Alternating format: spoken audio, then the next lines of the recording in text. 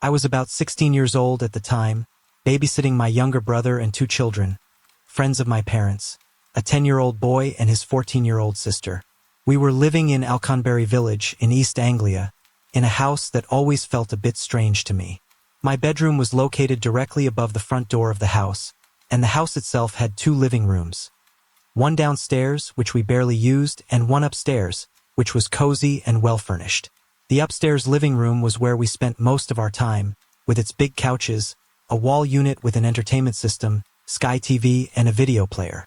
The downstairs living room, however, was bare. Just a few couches and an old TV that wasn't even hooked up to satellite. It was a room that felt cold and unused. That night, my brother seemed to have a bit of a crush on the girl I was babysitting, and her brother wanted to watch Toy Story. I had seen it a million times by then, so I put it on for them and left them in the upstairs living room. I crossed the hall to my room, which was right across from theirs, and decided to relax with a book. As I settled onto my bed, I turned on the radio, tuning into a show called Late Night Love with Graham Torrington, a program that played love songs and had people call in to talk about their relationship problems. I was looking forward to blocking out the sounds of Toy Story from the other room and just getting lost in my book. But after only a few pages, my radio began to lose the station, turning to static. Annoyed, I got up, reset it to my station, and went back to reading. A few minutes later, the same thing happened. Frustrated, I got up again, but this time I froze. The dial was moving on its own. I stared in disbelief as the dial slowly shifted away from my station and stopped on Classic FM. It wasn't just a small shift. My station was in the 90s, and Classic FM was at 101 FM. This was a significant move. I tried to rationalize it, telling myself it was an old radio, probably just a malfunction. But deep down, I felt unsettled. I decided to check on the kids. As I stepped into the hallway, I heard voices coming from downstairs. For a second, I thought my parents had come home early, but then I realized I hadn't heard the front door open or close. I moved quickly across the hall and peeked into the upstairs living room. To my surprise, all 3 of the kids had fallen asleep. Couldn't have been them.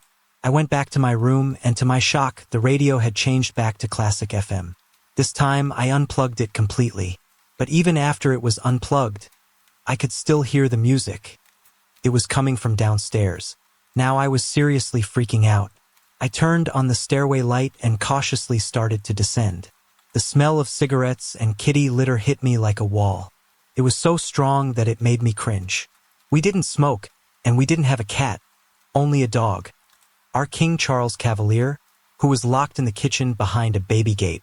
As I reached the bottom of the stairs, I could hear music playing from the downstairs living room. It was followed by the sound of 2 men talking in low voices. They sounded like they were in their 70s, and I caught bits of their conversation. Something about the war. My heart pounded in my chest as I peeked around the corner. The door to the downstairs living room, which we always kept closed, was ajar, and light was spilling out into the hallway. As I gathered the courage to step closer, I saw the shadow of a cat move across the doorway. I was done. I bolted back upstairs. I ran into the upstairs living room, turned on the lights, and shook my brother awake. I told him someone was in the house, leaving out the spooky details because I didn't want to scare him. And he immediately jumped out of bed, grabbed his baseball bat, and headed downstairs with me. My heart raced as we reached the bottom of the stairs. But when we turned the corner, everything had changed. The light in the living room was off, and the door was now closed. The smells of cigarettes and kitty litter were still thick in the air. My brother wrinkled his nose and commented on it as I cautiously approached the door. I opened it, flipped on the light, and was hit with an overwhelming wave of heat. The room, which was normally freezing because we never used it and kept the radiators off, was unbearably hot. The smell was suffocating, and although nothing seemed out of place, I couldn't shake the feeling that we were not alone. My brother, clearly freaked out by what he saw, even though he hadn't witnessed everything, suggested we go back upstairs. I agreed, and this time I stayed with them, trying to calm down as they watched Toy Story again. About 30 minutes later, my parents came home. I never told them what happened. My brother, though, did mention to some of his friends that he thought our house was haunted. I, on the other hand, avoided babysitting there after that. From that point on, I always went to my friends' houses instead. When we finally moved out after about a year of living there, I went down to the downstairs living room one last time. As soon as I opened the door, I was greeted by the familiar smell of cigarettes and kitty litter. Something brushed against my leg, and I heard a faint, muffled cough. With a shiver, I said aloud, "Bye guys, have fun scaring the next people who move in." As I pulled the door shut, I heard what sounded like a soft chuckle. As we drove away from the house, I glanced back and noticed the curtains in that room shift slightly. Peering through the window, I saw the tabby cat I had only glimpsed before, sitting calmly, staring at me. Then, as if out of nowhere, two hands appeared from behind the curtain and gently picked the cat up, pulling it out of sight. I was about 11 years old when it happened, during a lock-in at my elementary school. A lock-in, for those who don't know, is basically a huge supervised sleepover at the school, and this one was just for the 5th graders. It was meant to be a fun night to celebrate the end of our time in elementary school. But what happened that night was something I'll never forget. It was around 11:30 p.m., and we were all gathered in the cafeteria gym hybrid area. There were about 40 of us, all restless and bored after hours of games and snacks. The excitement had worn off, and we were looking for something a little more thrilling. That's when my friend Monique brought up the legend of Bloody Mary. Monique told us that if you said Bloody Mary 3 times in front of a mirror in a dark bathroom with the taps running at full blast, she would appear in the mirror. She claimed that if you could stare her down, she'd even grant you a wish. The idea seemed both ridiculous and terrifying, but of course we were intrigued. Monique, my other friend Shannon, and I decided to test it out. We asked one of the chaperones, a guy probably in his 20s, to escort us to the bathroom. He stayed outside while we nervously entered the dimly lit girls' bathroom. There were 3 large mirrors behind the sinks, and everything about the room felt colder than it should have been. As soon as we stepped inside, Shannon and I chickened out. We decided to use the stalls, leaving Monique alone by the sinks. As I sat there, halfway through using the bathroom, I suddenly heard the taps turn on by themselves, and then the lights went out. My heart leaped into my throat. Monique was really going to do it. From the stall, I heard Shannon yell, "No!" And we both scrambled out just in time to see Monique saying Bloody Mary for the 3rd time. What I saw next gave me nightmares for years. In the eerie glow of the moonlight streaming through the high windows, I saw the water coming out of the taps. But something wasn't right. The water didn't look like water, it was thick and dark, almost black. I moved closer, not daring to look into the mirror, and cautiously placed my hand under one of the streams. The liquid was warm and had the consistency of syrup. I looked at Shannon, who was standing frozen, staring at Monique. Monique's face was what scared me the most. She had an odd expression, her mouth shaped in a perfect O, her eyes wide with shock, as if she was seeing something in the mirror that we couldn't. Then, in an instant, the mirror in front of her cracked. A spiderweb of fractures spread across the glass, and before I could react, it shattered, glass raining down onto the floor. But what terrified me most was what Monique did next. She was holding a shard of glass in her hand, though I never saw her bend down to pick it up, and was slowly dragging it across her wrist. The same thick, dark liquid that was flowing from the taps began to trickle from the wound. Blood, yes, but it wasn't just blood, it was the same unnatural substance. I was paralyzed. Couldn't move, couldn't scream. I just stood there, my mind unable to process what was happening. Shannon finally broke free from her trance and screamed. That was when the chaperone burst into the room, flipping the lights back on. As soon as the lights came on, it was like everything had reset. The taps were off. The mirror was whole again, as if it had never shattered. But Monique was still bleeding from her wrist, and I still had blood on my hand from the tap. I quickly washed my hand, praying that the chaperone wouldn't notice and blame me for what had happened. I could see from Shannon's face that she was just as shaken as I was, but she said nothing. The chaperone asked what had happened, and Monique, in a dazed voice, told him she had tripped when the lights went out. Shannon stayed silent. When he looked at me, I just mumbled that I didn't know. I had been in the stall when it all happened. Monique's parents were called, and they took her home. She hadn't cut herself too deeply, but it was bad enough. As for Shannon, she didn't speak to me for the rest of the night. I spent the remainder of the lock-in trying to sleep, but every time I closed my eyes, I saw the cracked mirror, the black water, and Monique's face. The next day, Shannon didn't come back to school. I asked about her, and the teachers told me she was being homeschooled now. I saw her parents once while I was out shopping, and when I tried to say hello, they ignored me and walked away. As for Monique, she never spoke about that night again, and we eventually drifted apart. When I once tried to bring it up, she threatened to beat me up if I mentioned it again, insisting that I was crazy. I'll never know exactly what Monique saw in that mirror or how to explain what happened that night. The physical evidence didn't match what we saw, and yet I know it was real. I swear, every detail of that night happened just as I remember it. I don't know if it was Bloody Mary or some other presence that seized the moment to strike, but whatever it was, I'll never forget it.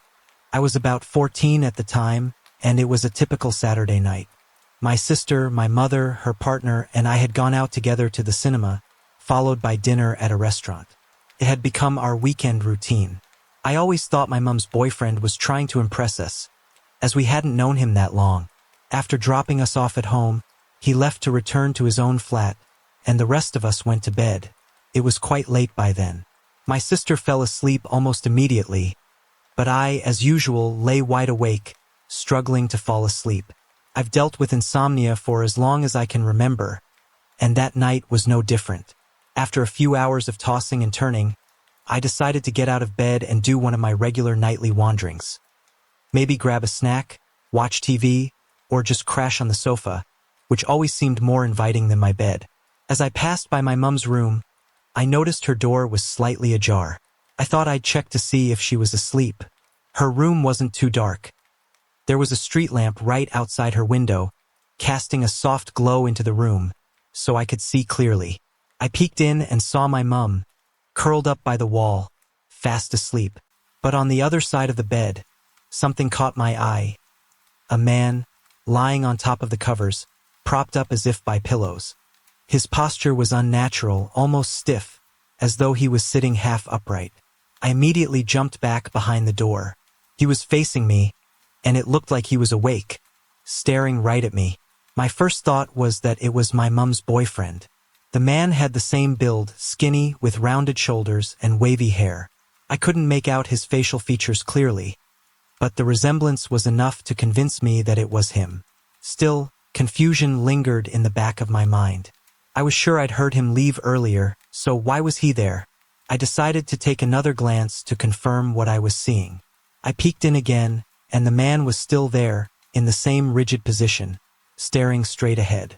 He didn't move. Again, I jumped back, unsure if he had noticed me. Something about the whole scene made me feel uneasy. I checked a third time. He hadn't moved at all. The longer I looked, the stranger the situation felt. Why would my mum's boyfriend be laying like that, so still and stiff, on top of the covers, staring forward without a word? But I tried to brush it off. Maybe my mum had sneaked him back in after all, and he was just resting or half asleep. I didn't want to disturb them, so I quietly headed back to my room. Once in my room, I thought I'd double-check by looking out the window to see if his car was parked outside. I couldn't see it. I assumed he might have parked around the corner, so I didn't give it much more thought. I read for a while and eventually fell asleep, but the image of that man laying so unnaturally on the bed lingered in my mind. The next morning, I told my sister about what had happened, and we decided to confront my mum. We marched straight to her room, ready to ask why her boyfriend had been there. But when we walked in, her bed was empty aside from her. She was awake, but clearly confused when we asked where her boyfriend had gone. "He wasn't here," she said, her brow furrowing. "You both saw him leave last night." At first, we didn't believe her. We questioned her relentlessly, wondering why she would lie about something so trivial. It wasn't like we had a problem with him being there. But the more we pressed, the more frustrated she became, insisting that he had left and hadn't come back. Finally, I told her what I had seen.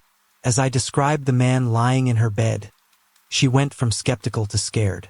At first, she thought I must have been dreaming, but I assured her I hadn't even fallen asleep. I was wide awake, and what I saw was as real as anything. I could see him just as clearly as I could see her lying there now. We all sat there, a bit shaken, trying to make sense of it. They asked me all the typical questions. Was I sure of what I saw? Could it have been my imagination? But I knew what I had seen was real. It wasn't until a couple of days later that something clicked. I was sitting in my mum's room, thinking about the man I had seen, when my eyes fell on a photograph on the shelf. It was a picture of my mum's dad, who had passed away when she was 14, the same age I was now. The resemblance hit me all at once. The wavy hair, the square face, the skinny build, the rounded shoulders. Could it have been him that I saw? I remembered something my mum had told me about a year earlier.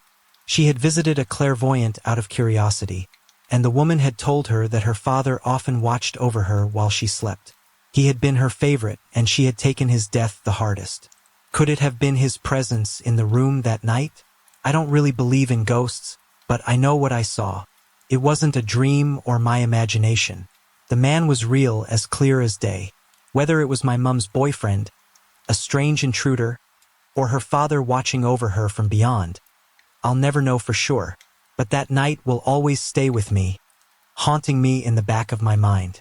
So, living in the UK and being a huge fan of theme parks, I often find myself at Alton Towers.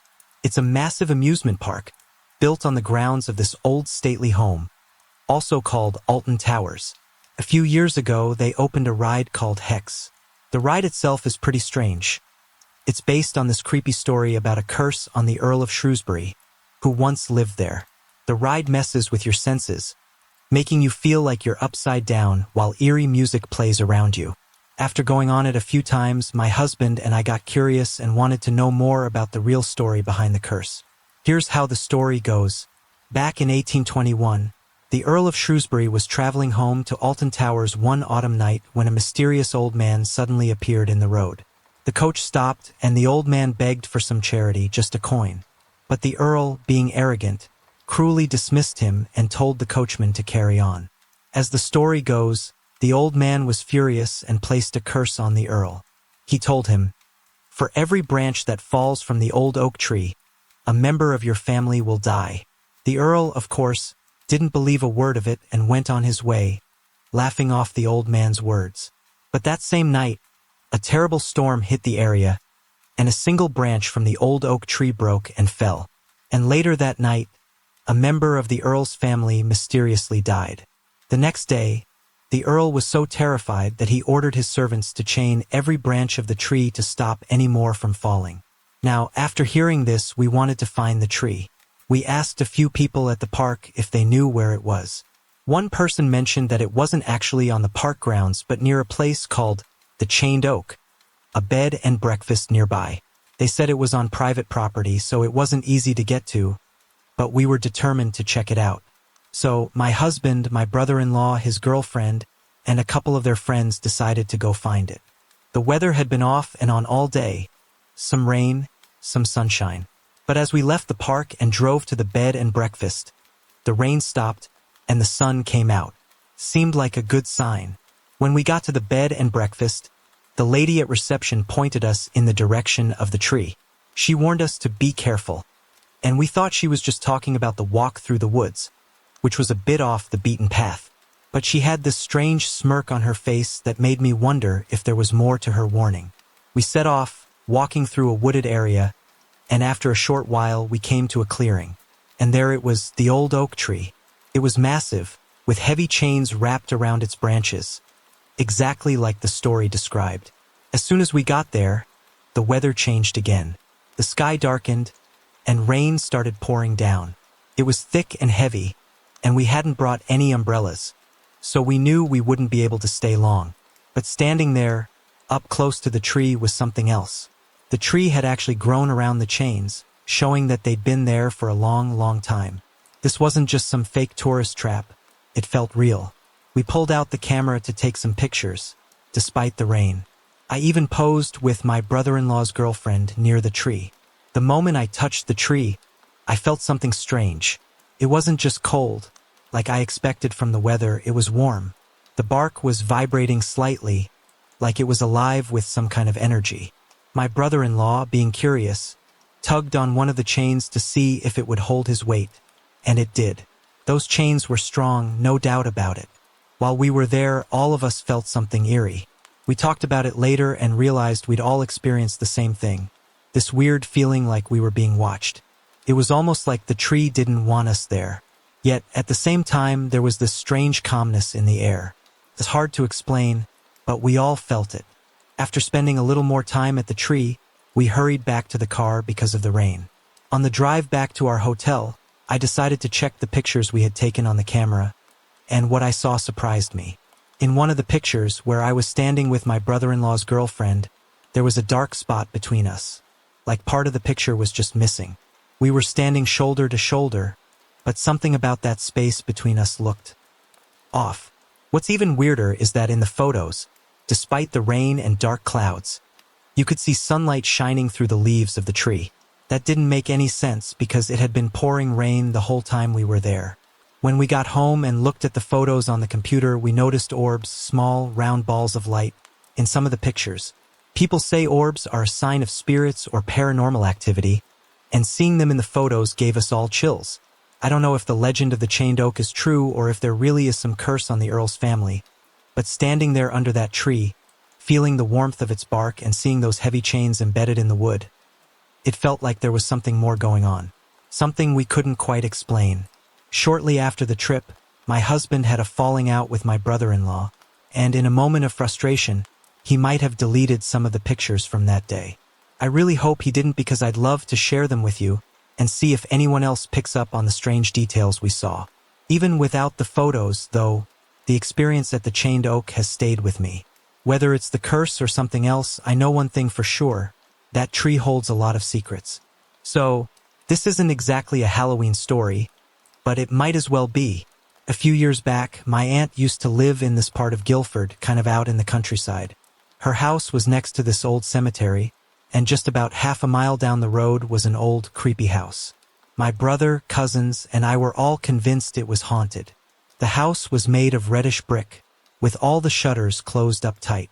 It had those black, pointy, fence-looking things on top, the kind that make a place look even spookier. There were never any lights on, and we never saw anyone around. So one day, being the curious kids that we were, my brother, cousins, and I decided to check it out. We figured we'd just walk around the backyard for a few minutes and leave. And that's exactly what we did. At first, the backyard was huge. There was this old barn next to the house, a field, and even an outhouse. And get this, it had one of those cellar doors, the kind that open up to the basement from outside. The door to the shed was swaying in the wind, and of course we couldn't resist. My brother went first, and we followed him inside the shed.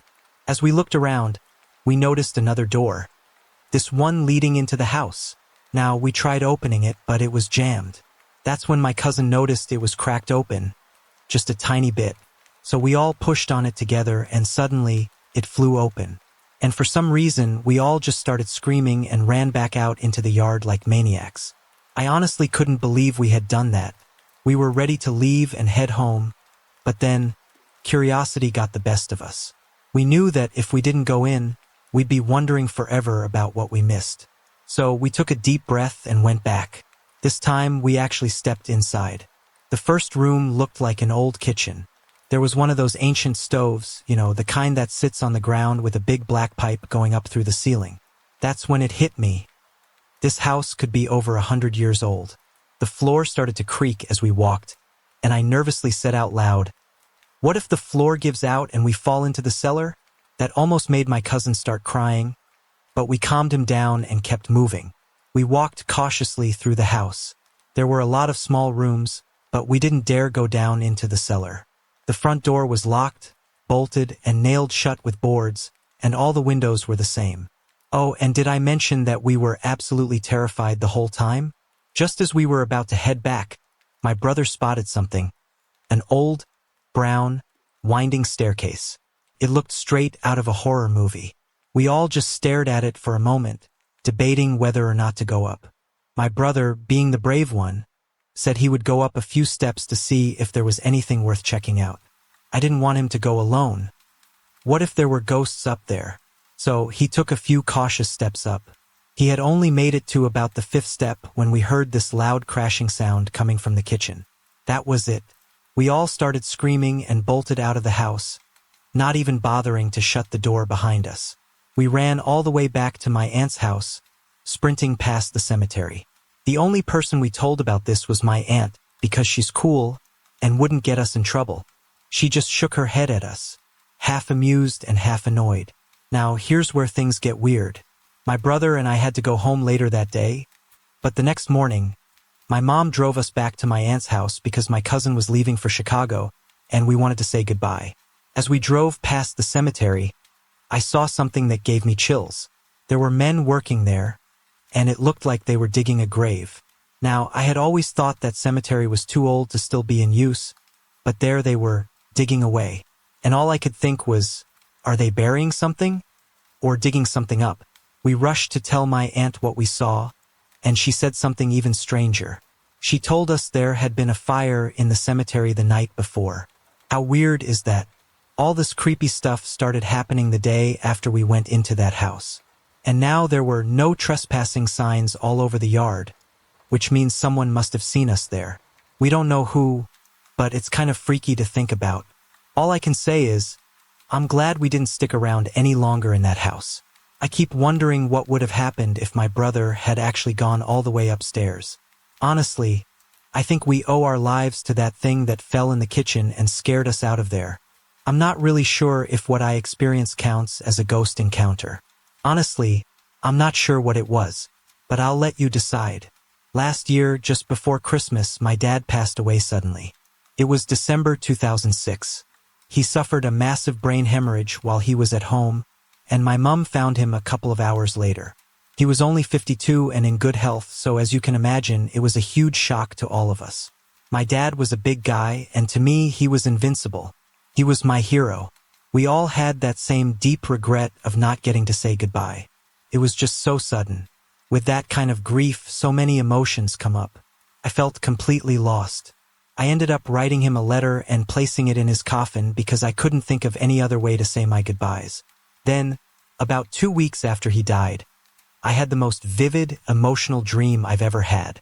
In the dream, I was sitting in my car in the driver's seat and suddenly my dad appeared in the passenger seat. I remember feeling totally shocked because even in the dream, I knew he was dead and that he shouldn't be sitting next to me. There were also a couple of people in the back seat, though I couldn't tell who they were or what they looked like. I asked him, "What are you doing here? And who are the people in the back?" He told me that he'd come to visit, and that the people with him were there because he wasn't allowed to visit on his own yet. I was so overwhelmed and happy to see him, so I immediately said we had to go find my mum and brother, who were at the supermarket nearby, because they needed to see him. But he told me he couldn't stay. He said he had to go. I started crying and begging him to stay longer. I leaned over, hugged him tightly, and kept crying uncontrollably. That's when he said, "Don't worry, it's safe and warm where I am." And then, in the most surprising way, he added, "It's Fluffy." I was still holding him when he and the people in the back just faded away. I was left sitting alone in the car, still crying, and then I woke up. When I woke up, I was still crying. I felt this overwhelming grief, like I just had my dad back for a moment and then lost him all over again. I remember lying there, crying for a long time. That dream shook me to my core. For about a week afterward, I couldn't shake the feeling that it was really him, that he had somehow come to visit me in my dream. Now, I'm fully aware that with everything I was going through emotionally, it's possible that my mind created this dream because I hadn't had the chance to say goodbye. I mean, I would have given anything to see him again. Dreams often reflect the things we long for most, and at that time, seeing my dad again was all I wanted. But what really struck me was how real the dream felt. The emotions were so intense. Grief, shock, joy. It all felt like I was truly experiencing it. But part of me also thinks maybe it was him. Maybe it wasn't just a dream. I mean, dreams can take us anywhere, right? So, if it was just a dream, why didn't I imagine him alive and well? Why did he come to me as I knew him after he'd passed? I've talked to a couple of friends who are mediums, and they said it's very possible that it was actually him. They also mentioned that the people in the back seat might have been guides, spirits who help new souls when they visit the living. I hadn't heard of that before, but it kind of made sense. Now, I'm not religious at all, so when my dad said, "It's safe and warm," I didn't immediately think, "Oh, he's in heaven." Maybe he is, but I just don't know. I can't really comment on that since I've never been. But here's another interesting thing. My mom, brother, and sister also had dreams of my dad visiting them around the same time. And there were a few other strange coincidences that happened shortly after he passed. So, I'm curious, what do you guys think? Was it really him? Or was it just my mind giving me what I wanted most? I keep wondering if it's also worth mentioning that after my granddad passed away a few years ago, my mom had a very similar dream. He was her dad, and in her dream, he was also accompanied by people she didn't recognize. Maybe my mind replicated that dream as a way to cope? Look, I'm a true believer in ghosts and all things paranormal, but I'm also a rational person. I have crazy dreams all the time, so I'm fully aware that this could have just been another dream. I've had a few supernatural encounters over the years. Nothing particularly terrifying, but definitely interesting. My first experience happened when I was about 8 years old. My parents and I used to go to church every Sunday, and one day, something strange happened while everyone was praying. You know how you're supposed to close your eyes and bow your head? Well, I didn't. I opened my eyes, and right there at the altar, I saw a monk. At the time, I didn't really understand what I was seeing. I even did that thing where you pull your eyelids wide with your fingers to make sure you're not dreaming or something. But I saw him as clearly as I see anything. I didn't tell anyone about it, I just let the moment pass. But I still remember it vividly to this day. And what's interesting is, even now, whenever I go back to that church, I still get the same weird feeling, especially in the corner where I saw him. I always feel this cold shiver, even though it's a modern church, built in the 20th century, carpeted, and definitely not the kind of dark, drafty place you'd expect to feel uneasy in. But for some reason, that spot in the church still makes me feel uncomfortable. I'm thinking of doing a bit of research on the location to see if there's more to it. My second experience happened during university. I was living with a girl whose mother was a medium and 2 other guys. I was studying design and had this large drawing board in my room where I spent hours working on projects. But here's the weird part. Sometimes I'd get up to make a drink or do something, and when I came back, my pencils or ruler would be missing. I'd search the floor thinking I dropped them, but nothing was there. I wasn't scared, though. In fact, I started talking to whatever it was.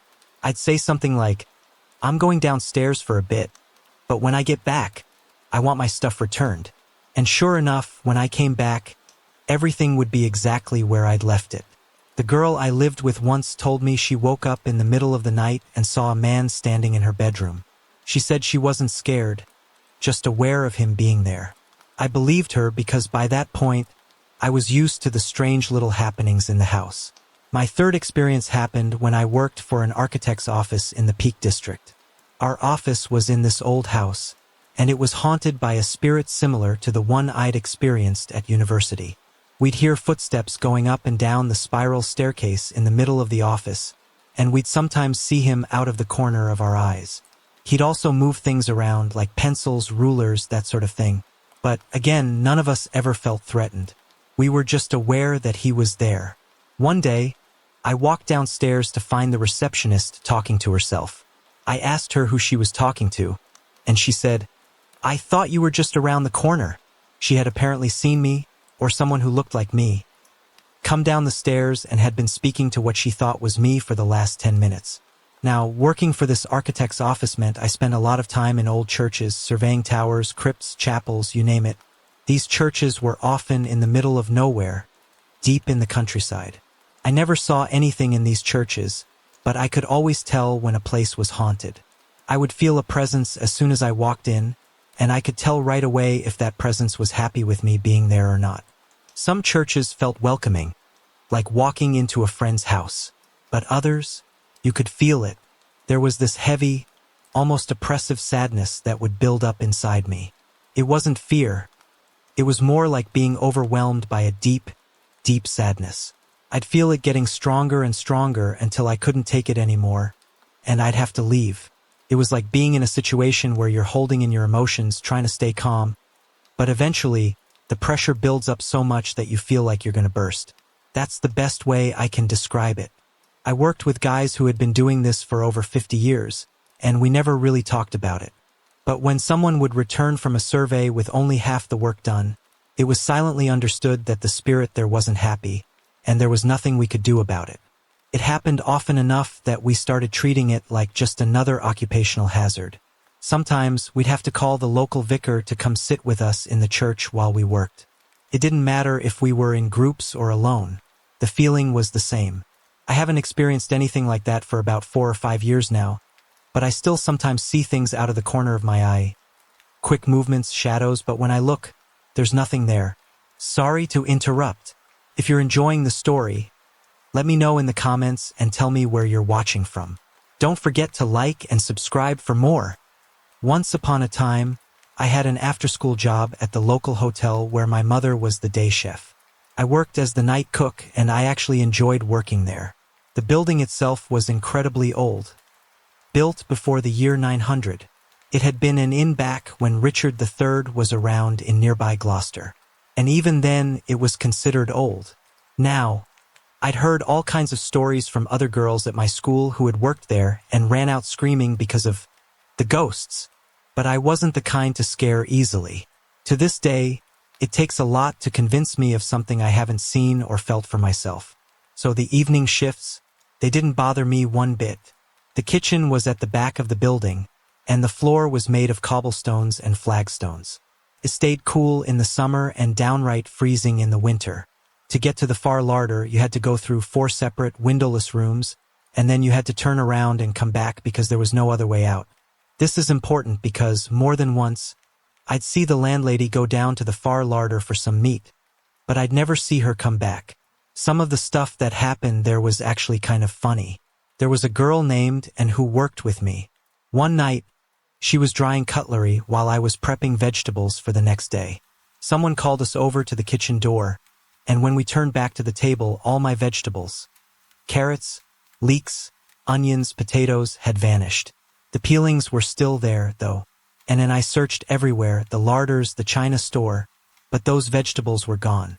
I had to start all over again, and Anne was crying with laughter as I yelled at thin air, "Thank you so very much. Psychic onions are just what we need around here." For months, throughout the autumn and winter, we worked there without any major problems, though a couple of Saturday girls did run past us on Christmas Eve when all the oven doors were opening and closing by themselves, and the lights kept flashing on and off. But as spring came around, things started to escalate. The new workers were having all kinds of trouble. The light in the toilet would go off by itself, and the flush, it would keep going and going. But the best thing I saw with my own eyes happened one day when I was working the day shift. There was a wedding happening at the hotel, and I was helping out in the kitchen, and possibly waiting tables if needed. At one point, we ran out of paprika, so I was sent into town to get some. When I got back, I was told to go upstairs to the dining room. I still had the paprika in my hand as I climbed the stairs. It was a glorious sunny day, and the light was pouring through the big windows onto the staircase. Halfway up, one of the barmaids, Maureen, called my name, so I turned back to answer her. While we were chatting, this huge, beautiful dog, soft fur and all, came right up the stairs and pushed past me. "Oh, sorry, was I in your way?" I laughed and moved aside. Maureen and I both smiled at it, until we watched it reach the bottom of the stairs and disappear. Just like that, it was gone. There was nowhere it could have gone, and we were standing in broad daylight. But I felt that dog push past me. So, yeah, that was just one of the many strange things I experienced in the year or so I worked there. Ghostly vegetables, dogs disappearing in daylight. It was just another day at the hotel. I've always had things happen to me, strange things I couldn't explain. But when I moved into this 4-bedroom house, my life took a turn I never could have imagined. At the time, I had 2 sons and was pregnant with my daughter. My eldest son used to, so we thought, talk to himself. I figured it was just an imaginary friend, something normal for kids. But later I realized how wrong I was. At first, it was small things, Doors shutting without any breeze, the TV remote moving on its own. Just little things that I tried to brush off and put to the back of my mind. We learned to live with it. Then, not long after, I had to move again because my landlord lost the house. We were going through a tough time, and luckily we managed to find another place. But that's when things started to get even stranger. One night, my son came up to me and said, "Mom, Alfred is waving. Please wave at him." I looked out the window, but there was no one there. This went on for a few weeks, him talking about Alfred, having conversations with him. I started to worry. One night, I went to bed but couldn't sleep. I tried everything, but nothing worked. Then, all of a sudden, the room went weirdly cold. I tried cuddling my partner, but I couldn't move. I felt these hands, pressure like someone was pinning me down. I tried to shout, but no sound came out. I was completely petrified. This lasted for about 5 minutes, but honestly, it felt like a lifetime. It happened again 2 more times. Each time, I woke up to find bruises on my body, like I'd been grabbed and held down. No one could explain it. People kept saying I was imagining it or dreaming, but I wasn't. I knew what was happening to me was real. I was so scared. I didn't want to be alone in the house anymore. Even when other people were there, I still felt uneasy. Eventually, I had someone come into the house to see if they could help. They told me there was an old man sitting in my chair, a man with a beard who went by the name Alfred. He had come from the previous house I'd lived in and wasn't there to harm me. Apparently, he was there to protect me and watch over my family during our tough times. He was able to communicate with my son, but since I was ignoring what was happening, he did what he did to me, to make me open my eyes to life after death. But it didn't stop there. Every now and then, I'd get reminders. A voice through my partner, a tap on my face, the room going completely dark even when the sun was shining through the windows. Eventually, I accepted that this was something that would stay with me, whether I liked it or not. And honestly, it's still happening to this day, no matter where we live. My partner refuses to accept that this kind of thing happens, but he also hasn't been able to come up with a better explanation. My son eventually stopped talking to people he couldn't see, and Alfred left us alone once our life got back on track. Now, next week, I'm having my new house blessed. It feels like a fresh start all around, but I'm not entirely sure I'll ever have a completely peaceful life. I wanted to share this part of my life with you because, if you're going through something similar, I understand how unsettling it can be. The best advice I can give is to stay calm and accept what's happening.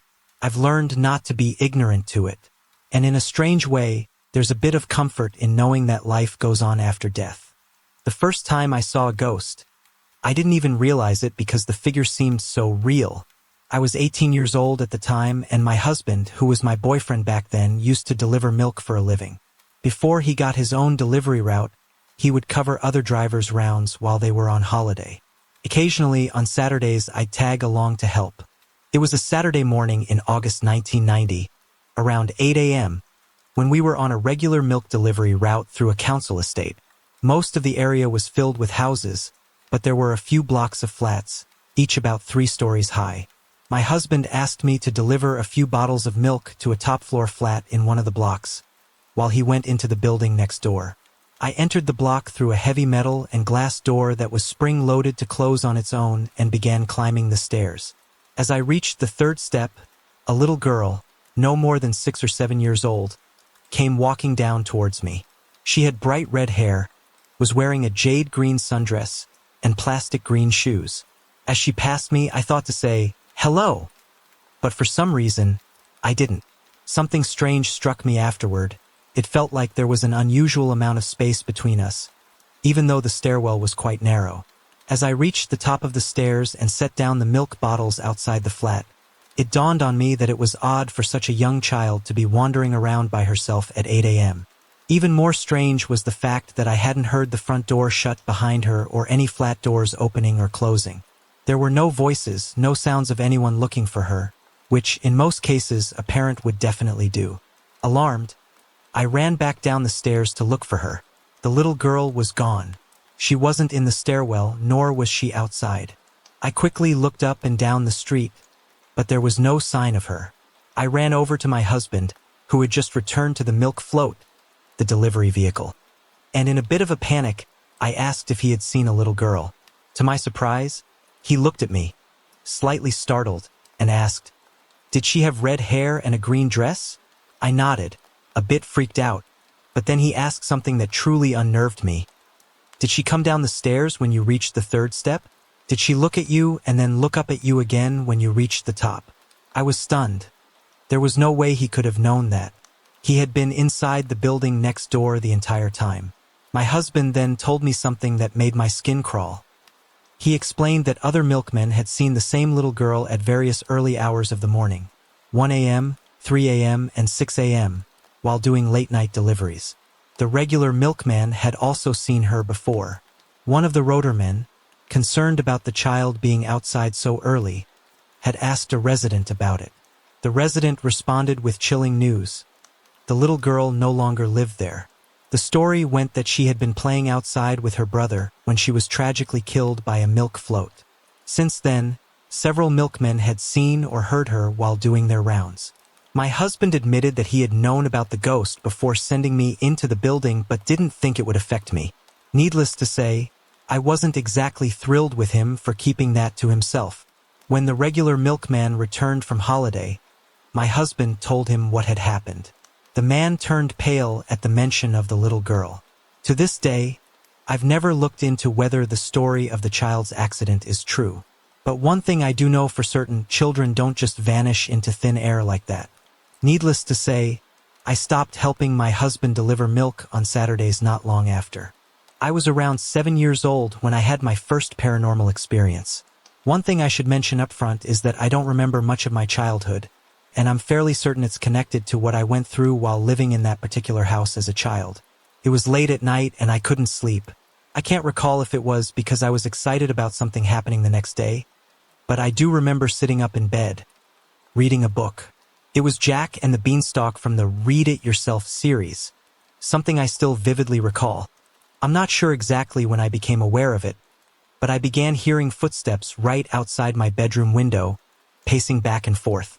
It was almost as though someone or something was waiting for something to happen, and the air was filled with a strange sense of anticipation. It unnerved me, but at that moment I wasn't scared. I just wondered why anyone would be walking outside my window so late at night. I knew it wasn't my mom or dad because I'd heard them go to bed earlier. For some reason, my mom never put curtains on my bedroom window, and my bed was positioned so that I couldn't see the window from where I was lying. At one point, the footsteps stopped, but I didn't think much of it.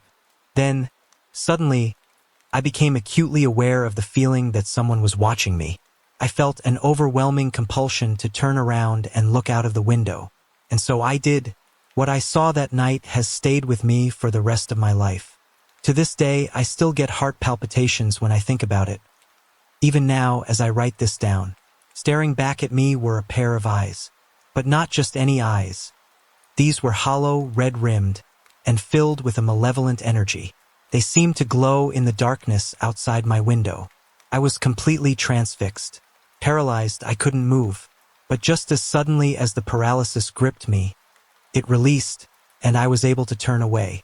I turned as quickly as I could, grabbed my nearest teddy bear, and burrowed under my covers, pulling them up to my chin as I cried myself to sleep. The sensation of being watched disappeared, but the footsteps returned. They continued to pace outside my window, back and forth, even as I drifted into an uneasy sleep. I don't know when they finally stopped, but I do remember hearing them reverberating in my head as I fell asleep. The next morning, I told my mom and dad what I had seen, but they just laughed it off, saying I had a vivid imagination. It crushed me. I knew what I had seen was real, but no one believed me.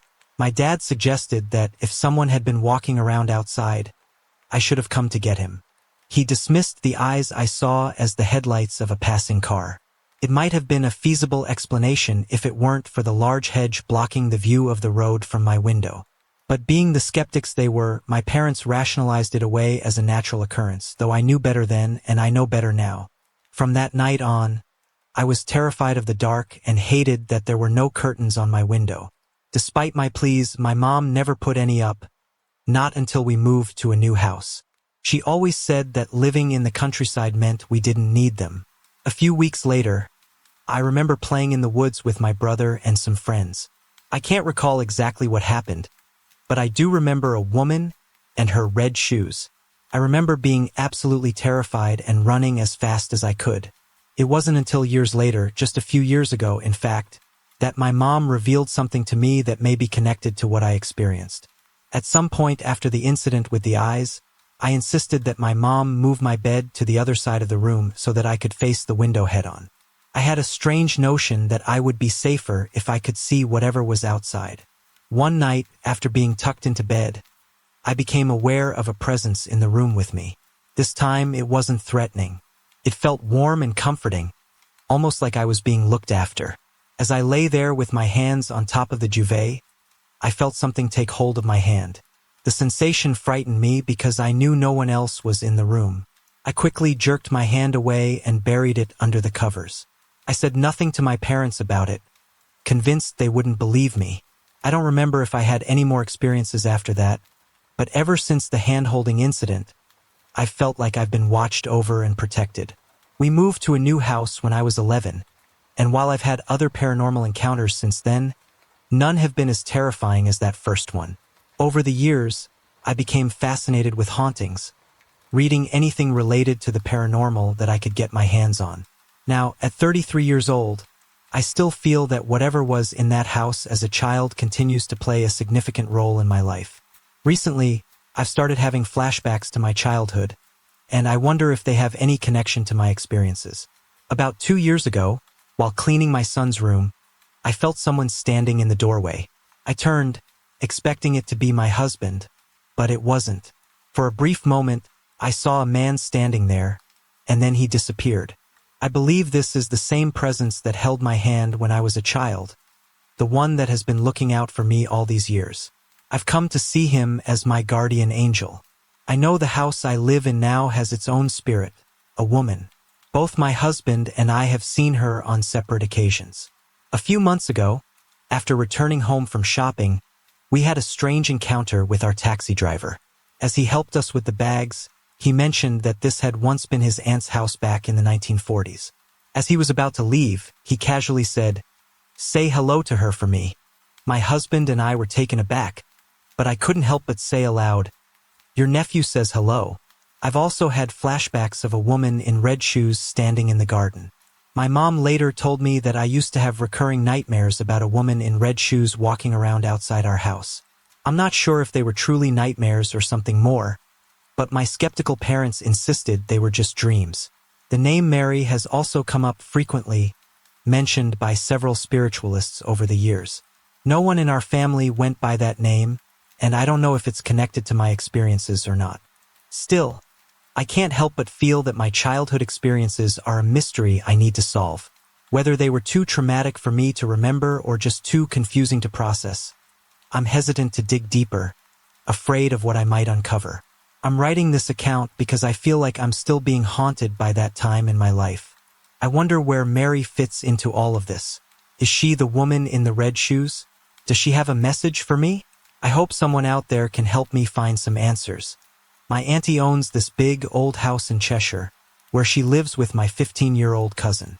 Over the years, some strange things have happened in that house, and I've had my fair share of experiences there.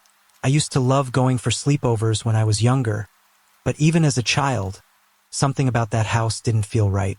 It was the kind of place where, when you were alone, you couldn't shake the feeling that someone or something was watching you. I remember staying there when I was about 9, getting up in the middle of the night to use the toilet. Every time I did, the house had this heavy atmosphere around it, especially near the loft stairway and the hidden small room in the loft. Even the sitting room, which wasn't used much, had that strange energy. Years later, my auntie had a friend and her daughter staying with her for a while. I was visiting one day, and my auntie asked me to take a cup down for her. I was nearly at the bottom of the stairs when I glanced into the darkness ahead. The only light came from the dim glow of the TV, where my auntie's friend was watching a show. As I looked into the kitchen, I froze. A gnarled, horrible hand appeared in front of me.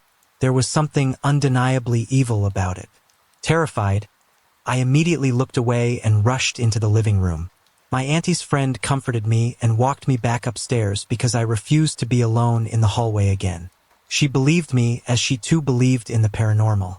I later found out that my auntie had used a Ouija board years ago with some friends. My cousin told me that when my auntie asked if anyone was there, the cup on the makeshift Ouija board flew off the table and smashed into pieces. Around that same time, when my auntie first moved into the house and was living there alone for a few weeks, she claimed to hear footsteps coming up the stairs. That's when she decided to have the house exorcised and blessed. But even though it was blessed, I don't think the spirit ever really left. About 3 or 4 weeks ago, I stayed at my auntie's house again, and things started happening all over. The eerie feeling of being watched returned, especially when I was alone in the house. One day, I noticed that the door to the sitting room, which is hardly ever used, was open. I closed it, but when I came back from the kitchen, it was open again.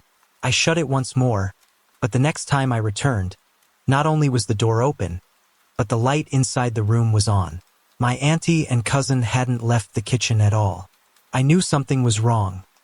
That feeling of being watched was stronger than ever.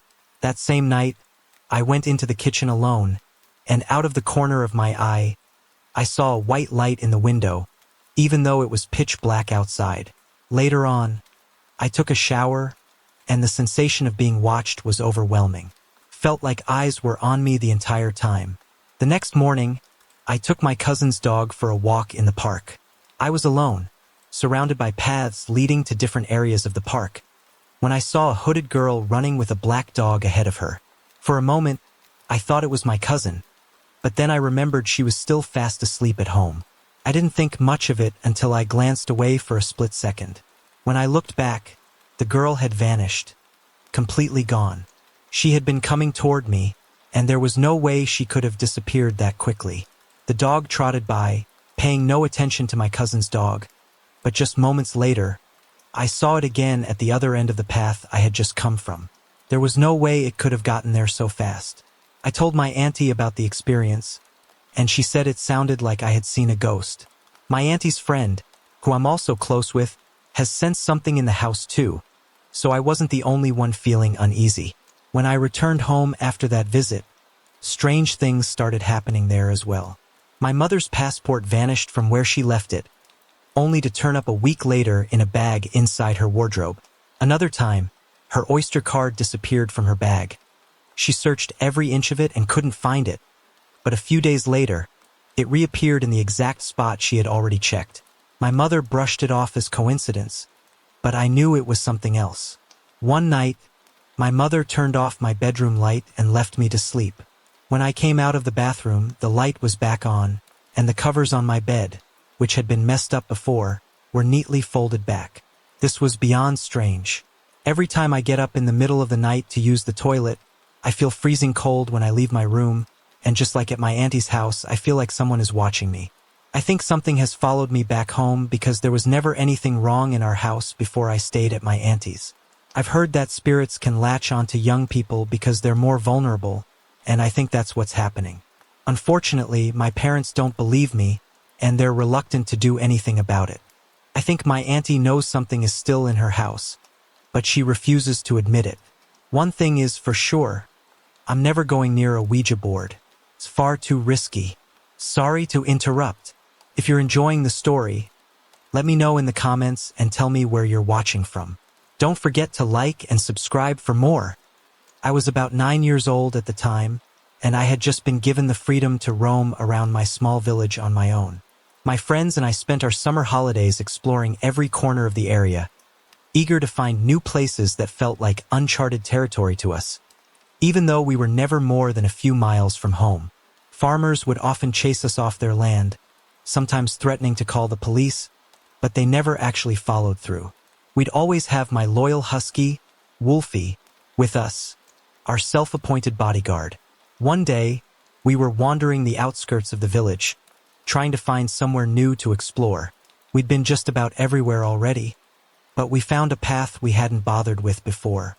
It wasn't anything special, just an old road lined with bushes and a lone house about a quarter of the way down. It seemed dull, but we had nowhere else to go, so we followed it. For the first couple of hours, we didn't find much, just a junk-filled field that kept us entertained for a while. But then, we stumbled upon a cornfield, tall and golden, with the sun casting a warm glow over the towering stalks. It was like we had discovered something magical. We decided to play hide and seek, and of course I suggested it because I could cheat by using Wolfie to track down the others. After a few rounds, it was my turn to seek. Wolfie and I moved through the corn, him sniffing out my friends, and I was sure I was close to finding someone when Wolfie suddenly froze. His tail went between his legs, and he started whimpering. I had never seen him act like this before. Then, without warning, he barked and ran behind me, terrified. The temperature dropped sharply, even though it had been a warm summer day. I was shivering. Out of the corner of my eye, I saw a dark figure swoop through the next row of corn. Just a shadow, but enough to make my heart race. Before I could process what was happening, Wolfie yanked hard on his leash, pulling me to the ground, and bolted, slipping out of his collar. Dazed and scared, I lay there for a moment, trying to make sense of what just happened, when I heard my best friend Clark scream. I jumped to my feet and ran toward the sound. When I found him, Clark was sitting on the ground, shaking violently, rocking back and forth like he had lost his mind. He didn't even notice me at first, but when he did, he screamed at me to stay away. His eyes were wild with fear, and before I could react, he picked up a rock and threw it at me, cutting my head open. I didn't feel the pain, just the shock. I turned and ran, not sure what to do, but I knew I had to find the others. I found Angus and Chelsea not far away, holding Wolfie. I quickly put his collar and leash back on and told them to run. I don't know how, but I outran them all, despite usually being the slowest. I ran for what felt like an eternity before I finally reached the end of the path and collapsed on the pavement, gasping for air. Wolfie nuzzled into me, panting just as hard. Angus and Chelsea caught up shortly after, but there was no sign of Clark. We waited for 2 hours, sitting on the pavement, my face caked in dried blood from the cut Clark had given me. Finally, we saw a staggering figure emerge from the path. It was Clark, but he looked like he had been through hell. His clothes were torn, and his face was scratched and bloodied. I ran toward him, but again he screamed for me to stay away. Chelsea asked him what had happened, and he told her about a man in the field who had told him I would be responsible for the death of someone close to him. He also mentioned being attacked by a woman dressed in rags. After that day, Clark changed. We never spoke again. He became just another face in the village. Our mums were friends, though, so we still saw each other occasionally. One day, when Clark's mum was leaving our house, I was outside messing around on my bike. As she was getting into her car, another car came speeding around the corner, heading straight for me. She pushed me out of the way just in time, but she was hit. She died 2 days later in intensive care. 2 years later, I was at school, throwing up in the bathroom when Clark burst in. He grabbed me by the hair, dragged me across the floor, and slammed my head into the ground over and over, shouting, "He said it would happen," before Angus came in and pulled him off me. Clark was restrained, and I managed to get help. That was the last time I saw Clark. He moved away the next day.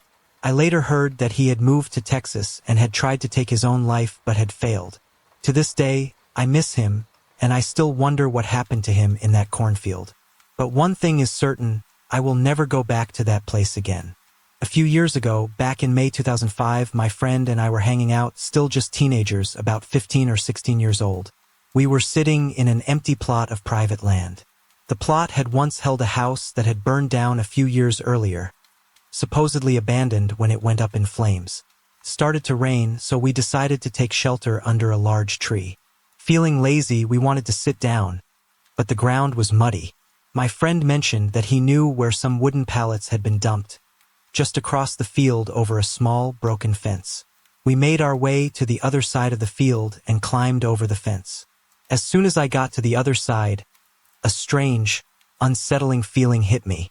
The atmosphere was completely different. It felt eerie, uncomfortable, and much colder than where we had just been. The area was heavily wooded, with a grassy hill leading down into thick, overgrown bushes and trees. That's where the wooden pallets were. We walked down to grab a pallet and began making our way back up the hill, my friend in front, me following close behind. We had only taken about 5 or 6 steps when my friend turned around to say something to me. But as soon as his eyes met mine, they quickly shifted, staring past me. His face turned as white as a sheet. He dropped the pallet and bolted. I was confused. I called after him, telling him to stop messing around and help me carry the pallet. Then I turned around to see what had scared him. About 10 meters behind me, to the left, I noticed a white figure in the trees. At first, I thought it was just a plastic bag caught in the branches. I looked back at my friend, still running, and shouted again, thinking he was just being ridiculous. But when I glanced back, the figure was no longer where it had been. It had moved to the right and now only about 4 meters away from me. This time, I could see it more clearly. It wasn't a plastic bag. It was a white, smoky figure, almost human in shape. My blood ran cold. Without a second thought, I dropped the pallet and ran as fast as I could. I've never been back to that field since. I still remember the feeling I had that day. Tingly, cold, and unsettling, like I was being watched. A few days later, we found out that someone had died in the fire that destroyed the house. We hadn't told anyone about what we saw, but some people mentioned that there used to be a rope swing near the area where we had seen the figure. According to them, people would often let go of the swing midair for no apparent reason, resulting in broken arms, wrists, or just cuts and bruises. So now I can't help but wonder, did we see a ghost that day? Was that why the place felt so eerie? Was this figure the person who had died in the fire? Or was it just my imagination playing tricks on me? We don't talk about that afternoon anymore. Every time I think about it, a chill runs through my body, my eyes water, and I'm right back in that cold, uncomfortable place, feeling the same unsettling sensation I felt that day. I've had plenty of small, strange things happen to me over the years, nothing major on their own, but when you put them all together, it starts to feel like something more. I'm sure I'll forget a few things while writing this, but here are some of the moments that still stick with me. My great-grandma Christine passed away when I was around 2 years old. I don't remember much about her, only that she was a gypsy and liked to sit on the floor a lot. After she passed, I started doing something odd. I would play with a piece of string and call it Christine, talking to it like it was her. My mom found it strange. I also became obsessed with sitting on the floor, just like my great-grandma used to. I've always wondered if, somehow, I was influenced by her even after she was gone. When I was about 4, I remember playing in my room one day when I heard a woman softly whisper my name. It wasn't my mom, and I had no idea where it came from. I heard it 2 more times, but I just went back to playing with my toys, confused. Another time, I was at my Nana's house. I was around 6 when I saw a small black shadow dart past me and hide behind the fridge. I screamed for my Nana to move the fridge because I was convinced I saw something. She thought I was being silly but moved it anyway. Of course, nothing was there. I wonder now if that was a shadow ghost. I had a few other strange things happen at my Nana's house, like hearing scratching at night. It scared me, and I would make my Nana search the room for monsters. Maybe it was mice, but I doubt my granddad would have let mice roam my room. One of the most bizarre things happened when I was about 10. I was sitting in my Nana's bed watching a movie with her dog, Tuppy, on my lap. Suddenly, Tuppy perked up, ears pricked, and started barking at the TV. I told him to be quiet, but then the TV started flicking through channels on its own. The remote was untouched, sitting on the side. Tuppy kept barking, and I was confused. I got up to get my Nana, and as soon as I did, the TV switched back to the movie. When we returned to the room, it was playing normally. Another strange thing at my Nana's house involved a large plant on a tall stand.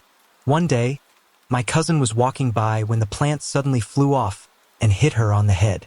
I saw the whole thing, and she hadn't even touched the stand. Thankfully, she was okay, but the pot shattered on the floor. My Nana never put a plant there again after that. Something odd also happened at my mom's house, which is where 2 of my bigger experiences occurred, but that's for another time. Once, I was home alone when I felt a loud breath on the back of my neck. I could actually feel it, and I screamed, but nothing was there. I'm sure our ghost was just playing a trick on me.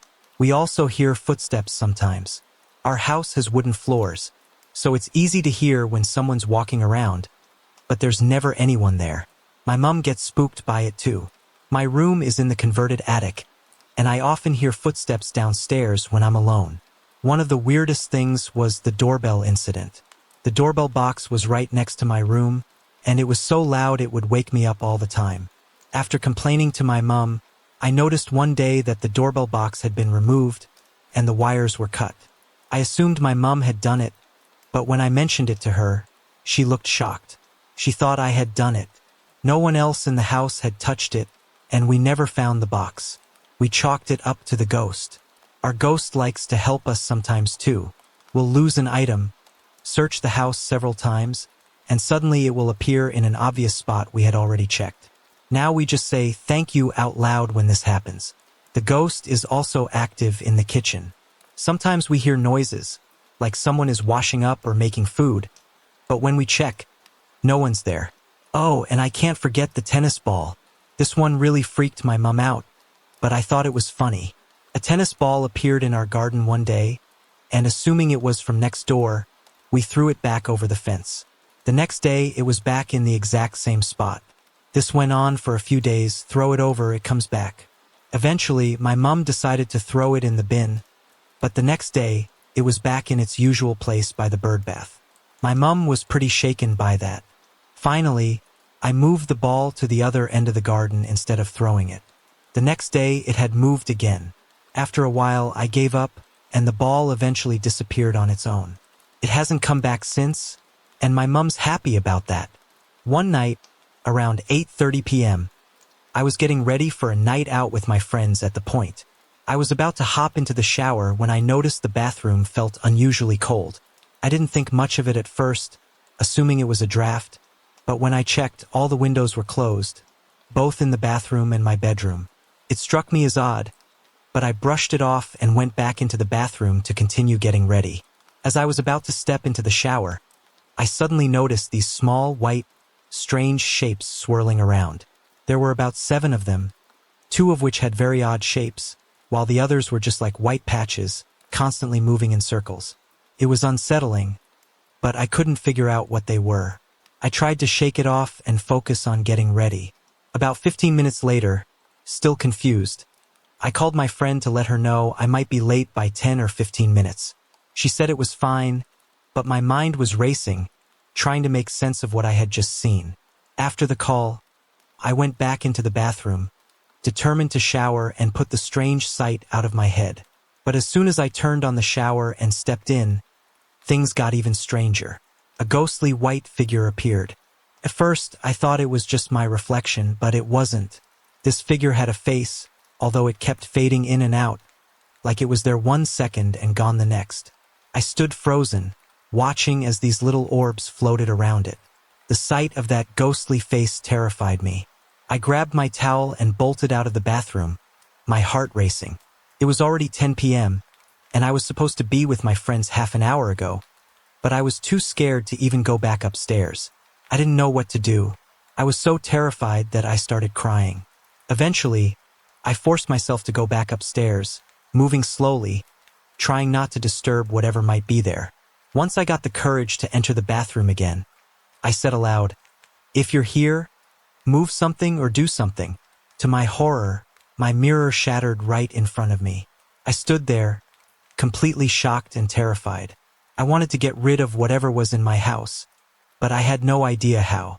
In a panic, I tried to talk to the spirits, hoping to comfort them and make things better. But it only made things worse. Desperate and scared, I started saying mean things like, "Ghosts are ugly. See through things." The atmosphere grew warmer, but I knew the spirits were still there, watching me. The orbs and ghostly figures continued to haunt me after that. Eventually, my shower broke. The plumber came to try and fix it, but no matter what he did, the shower wouldn't work. I told him about the ghost, but of course, he didn't believe me. Still, nothing worked, and the shower stayed broken. I couldn't take it anymore, so I sold the house to a newly married couple, hoping they wouldn't have the same experiences. But in my new house, strange things started happening again. I couldn't explain it, but I felt like I was being haunted no matter where I went. I even decided to sell the new house, hoping to one day find a place with no orbs or ghosts. Now, though, I've met a boyfriend, and honestly, I'm not as scared anymore. In the summer of 1993, I found myself traveling through the picturesque landscapes of Great Britain, completely unaware of the magical experience that awaited me. It wasn't just the beauty of the UK that touched me, but something far deeper, something otherworldly. What I experienced during my time there reinforced my belief that death is only a thin veil, and beyond it, something wondrous and eternal lies in wait. I want to share this journey with you, through the eyes and heart of someone who was forever changed by what happened. We visited the village of Arundel, a place known for its rich history, especially its strong ties to Catholicism during the persecution of Catholics under King Henry VIII and Queen Elizabeth I. The village's most famous residents are the Dukes of Norfolk, one of the most prominent Catholic families in Great Britain. Their ancestral home, Arundel Castle, is like something out of a fairy tale. A castle with grand turrets, hidden rooms, private chapels, and walls lined with centuries-old portraits. On the day we visited the castle, the Duke of Norfolk himself was present, his flag flying high to signal his stay. We were lucky enough to spot him giving a private tour, speaking about the family's storied past and pointing out ancestral portraits that dated back hundreds of years. His family's devout Catholic faith, their enduring loyalty even in the face of persecution, stirred something deep within me. I could feel the weight of history in the air, the kind that makes your heart swell with emotion. The most moving part of the visit for me was the castle's church, a place entirely devoted to the Blessed Virgin. As I stood in that sacred space, my soul felt touched in a way that is hard to describe. It was as if I could feel the prayers of countless generations woven into the very fabric of the church walls. I felt an overwhelming sense of peace, coupled with the weight of the sacrifices this family had made to protect their faith. But it was after we left the castle that the truly mysterious part of my journey began. We crossed the street and noticed a large, imposing church off to the left. It turned out to be the first Catholic cathedral allowed to open after 3 centuries of religious suppression, following the Catholic Emancipation Act. As we walked along the side of the cathedral, I began to feel an odd sensation. It felt as though someone was walking behind me, close over my right shoulder. I knew there was no one there, but the feeling was so strong that I couldn't shake it. Still, I brushed it off as I entered the cathedral, captivated by its beauty and history. Inside the cathedral, we saw the tomb of the Duke of Norfolk who had lived during Elizabeth I's reign. He had been canonized as a saint for defending his faith in a time of persecution. The air inside the church felt heavy with centuries of devotion, and I found myself deeply moved once again. After spending some time there, it was time to leave the village. We had arrived with a large group, but my friend Unak and I decided to stay behind with my 2 young daughters, Jenny and Christina. The rest of the group, including my husband and Unak's family, left to return home. Unak suggested that we take some time to explore the village on foot, and we set off down a small street, taking in the charming sights of this historical town. As we wandered, I spotted an antique store and something inside caught my eye. A wooden statue of the Blessed Mother, priced at just £1. I made a mental note to stop by on our way back. We continued our walk, eventually stopping for coffee and dessert at a small cafe. Afterward, we headed back toward the store, and I decided to buy the Madonna statue. As I entered the store, another item caught my attention, a set of plain, pink rosary beads. They seemed simple enough at first, but something about them drew me in.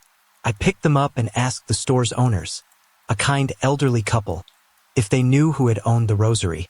The woman smiled and told me to look at a photo in the back of the store. Attached to a vintage dress form was a photograph of a well-dressed couple, likely from the 1920s, standing in a garden. I asked if I could purchase the photo to accompany the rosary, explaining that it was a tradition in my faith to pray for the soul of the rosary's previous owner. The couple, though not Catholic, appreciated the sentiment and offered to give me the photo for free. The man also found a certificate belonging to the man in the photograph, revealing his name as Benjamin Reed. He had signed the document in 1919, They gave me the certificate as well, once again refusing payment. As we talked further, the woman discovered an old prayer book inscribed with the name Ada Payne, the mother of Benjamin and the unnamed woman in the photo. She handed me the prayer book, and I felt a growing connection to this family whose personal belongings were now in my care. But still, the mystery woman in the photograph remained nameless. Before leaving, I went back into the store and asked if they could help me find her name. After some searching, the woman found another prayer book, this time belonging to the lady in the photograph. Her name was Winifred Reed, and inside the prayer book was a date, 1918. As I held her rosary, her photo, and the prayer books of her family, I felt an overwhelming sense of gratitude. These items, so precious and personal, had found their way to me. Back at home, I recounted the story to my mother, showing her the rosary and the photograph. As I spoke, I realized that the presence I had felt behind me at the cathedral, it was Winifred. She had guided me to that little antique store, making sure that her most treasured possessions were placed in the hands of someone who would cherish them and pray for her soul. But my connection to Winifred didn't end there. After having eye surgery, I had a vivid dream. In the dream, I woke up and walked to the doorway of my room. Standing in the hallway, in front of a picture of the Blessed Mother, was Winifred. She was radiant, wearing a beautiful lace dress from around 1915, with gloves and a matching hat. She smiled at me, her presence so peaceful and serene that, despite my initial fear, I felt comforted. Later in the dream, she appeared to me again, this time as a child of about 11. "Julie, I've come to you as a child so you wouldn't be frightened," she said. I rushed forward and embraced her, feeling the solid warmth of her presence. She told me that the rosary had come into my hands for a reason. There were 2 little boys who had drowned, and she wanted me to pray for them. I promised I would. Since then, I've prayed not only for Winifred and her family, but for those 2 boys as well. This entire experience, from beginning to end, has been a blessing. It has reminded me of the eternal connection between life and death, and how we are all part of a greater family that transcends time and space. Winifred and her family are now woven into the fabric of my life. I've come to believe that these items came to me not by chance, but by divine guidance. And though I don't fully understand why, I trust that in time, the purpose of this extraordinary experience will reveal itself. This story is about my great-granny Sadie, so I'll start by giving a bit of background about her. She passed away when I was about 15, which was around 6 years ago. She was a lovely woman who had a special fondness for dolls, even in her old age. Whenever she visited us, she'd always ask me to bring out my Barbies because she enjoyed changing their clothes and brushing their hair. Although I wasn't particularly close to her, we shared that love of dolls. She often said she loved all her great-grandchildren, but she had a special fondness for me because I was always such a smiley and happy child. About a year after she died, I realized that I had never visited her grave. Before she passed, she had requested that only the men in the family attend her burial. She didn't want the women crying over her grave. So, one day after school, my sister and I decided to get some flowers and visit her. We spent quite a while wandering through the graveyard, looking at the headstones. It was sad but also interesting to read the names and dates. Eventually, we found her grave, laid down our flowers, and stood there for a while in silence. That night, I had a dream. In it, my Granny Sadie was standing in my room, surrounded by a bright light. She smiled at me and thanked me for bringing her the flowers. I woke up remembering the dream vividly, but I thought it was probably just because I had visited her grave that day. It felt like a normal dream. There was no moment where I felt like I was awake or seeing her in the physical sense. Still, it was comforting to think that she might be watching over me, even if it was just in my mind. That might sound like a typical experience, but there's more to the story, which makes me believe that my Granny Sadie is genuinely keeping an eye on me. A year later, just before Christmas, my family was going through a particularly rough time. My dad has struggled with severe manic depression for as long as I can remember, and it often led to violent mood swings that caused tension between my parents. As much as I love my dad, his temper has always scared me a bit. A few days before Christmas, things got so bad that my mom, my brother, my sister, and I had to grab a few belongings and leave the house.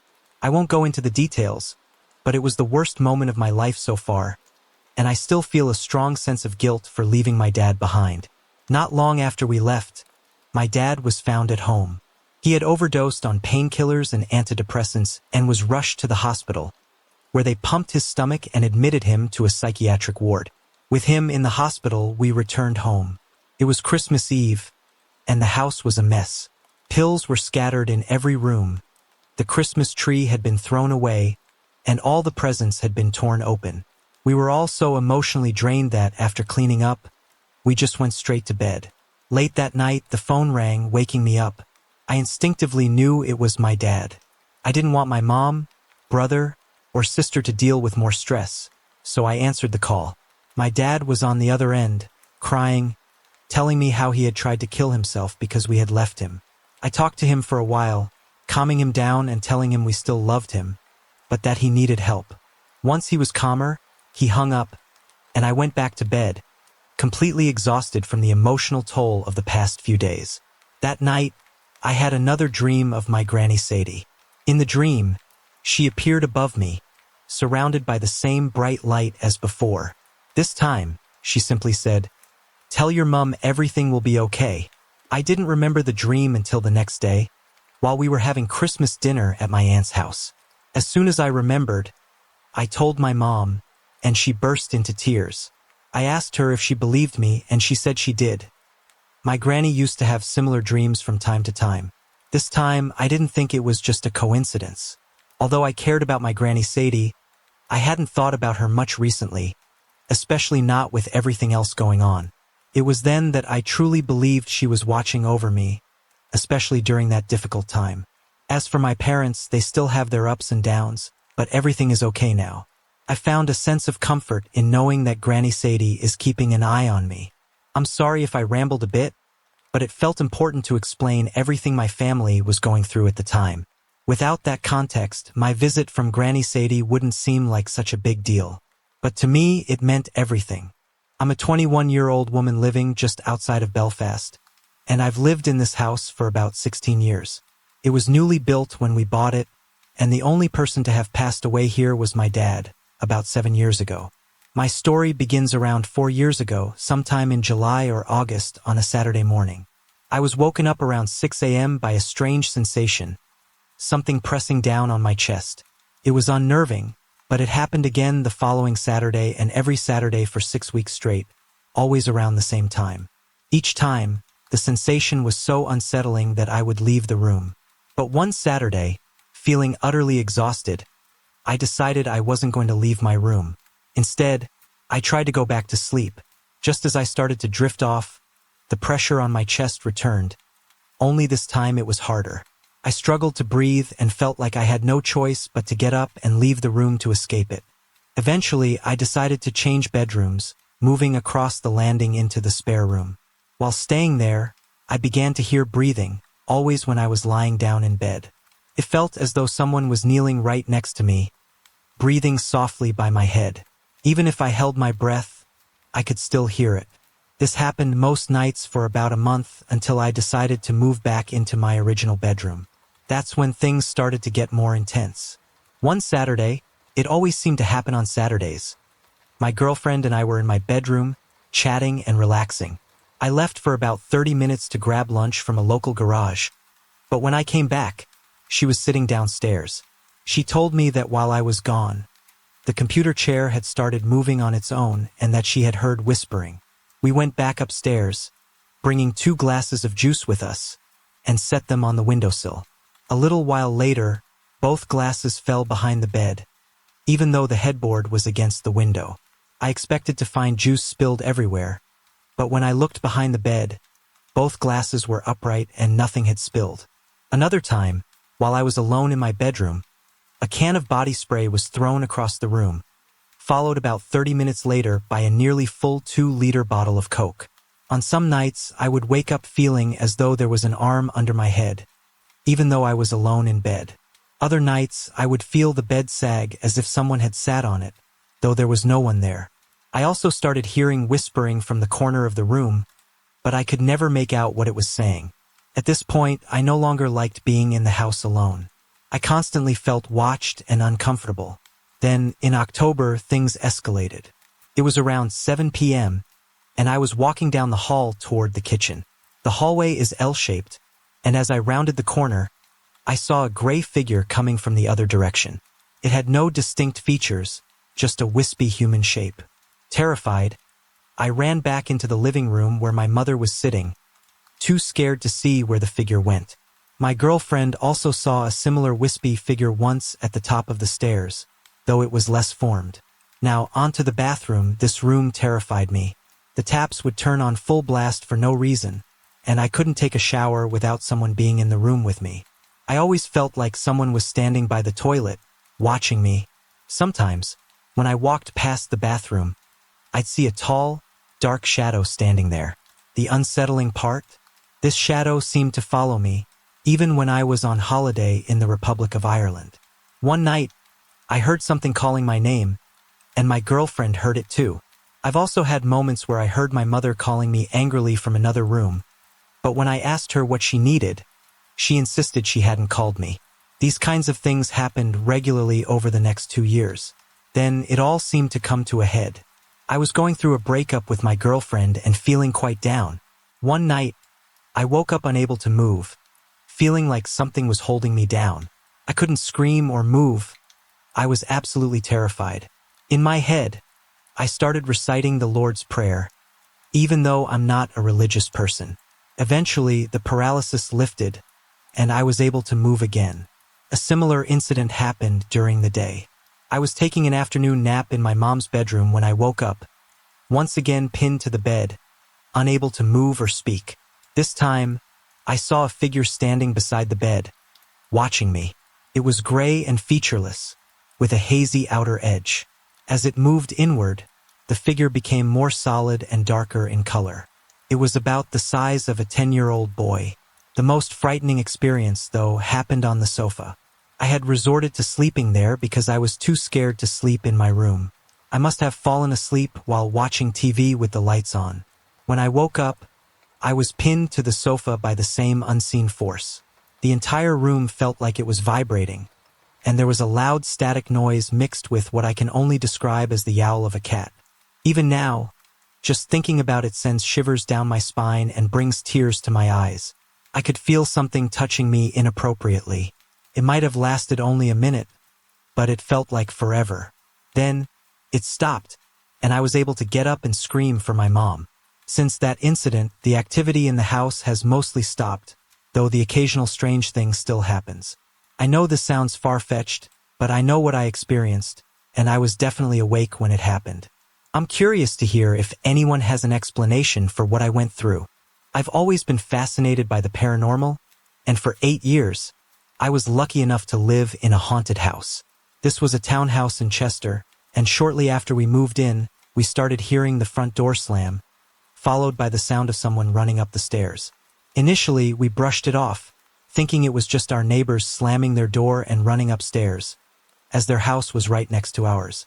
However, it didn't take long for us to realize that our neighbors consisted of a slow-moving older lady and her disabled daughter, neither of whom were likely to slam doors or run anywhere.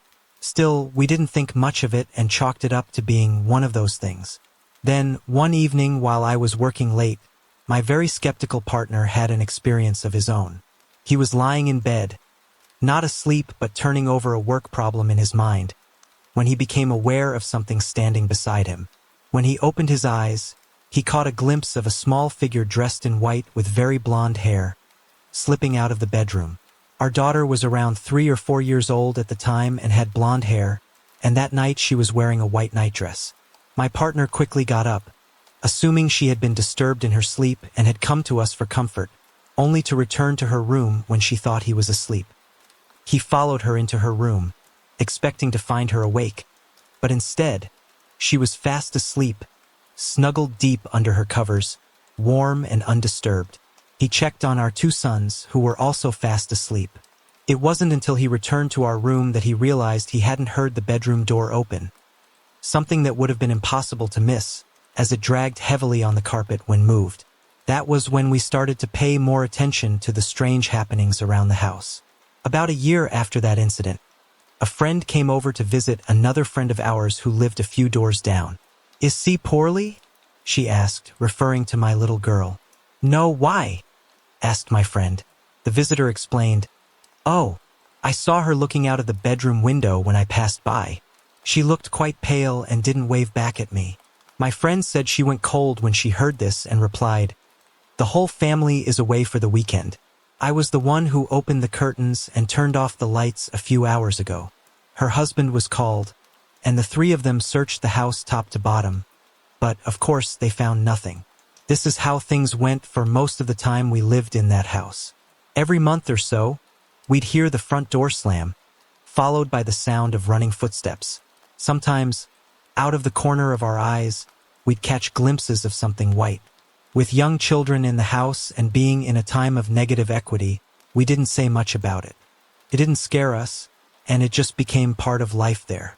One day, though, things got a little more intense. I was off work, taking care of my middle child, who was ill. I had just come out of his bedroom, my arms full of dirty bed sheets, and was about to head downstairs when I heard the front door slam. Naturally, I looked up expecting to see the door, but it was in its usual place, closed and untouched. Then I heard the footsteps coming up the stairs, running right behind me and into my eldest son's room. The hairs on the back of my neck stood on end. My sixth son called out, asking if it was his big brother who had come home. On another occasion, my eldest son, who was about 15 at the time, was home with a bad case of chickenpox. He heard the front door slam and the familiar running footsteps.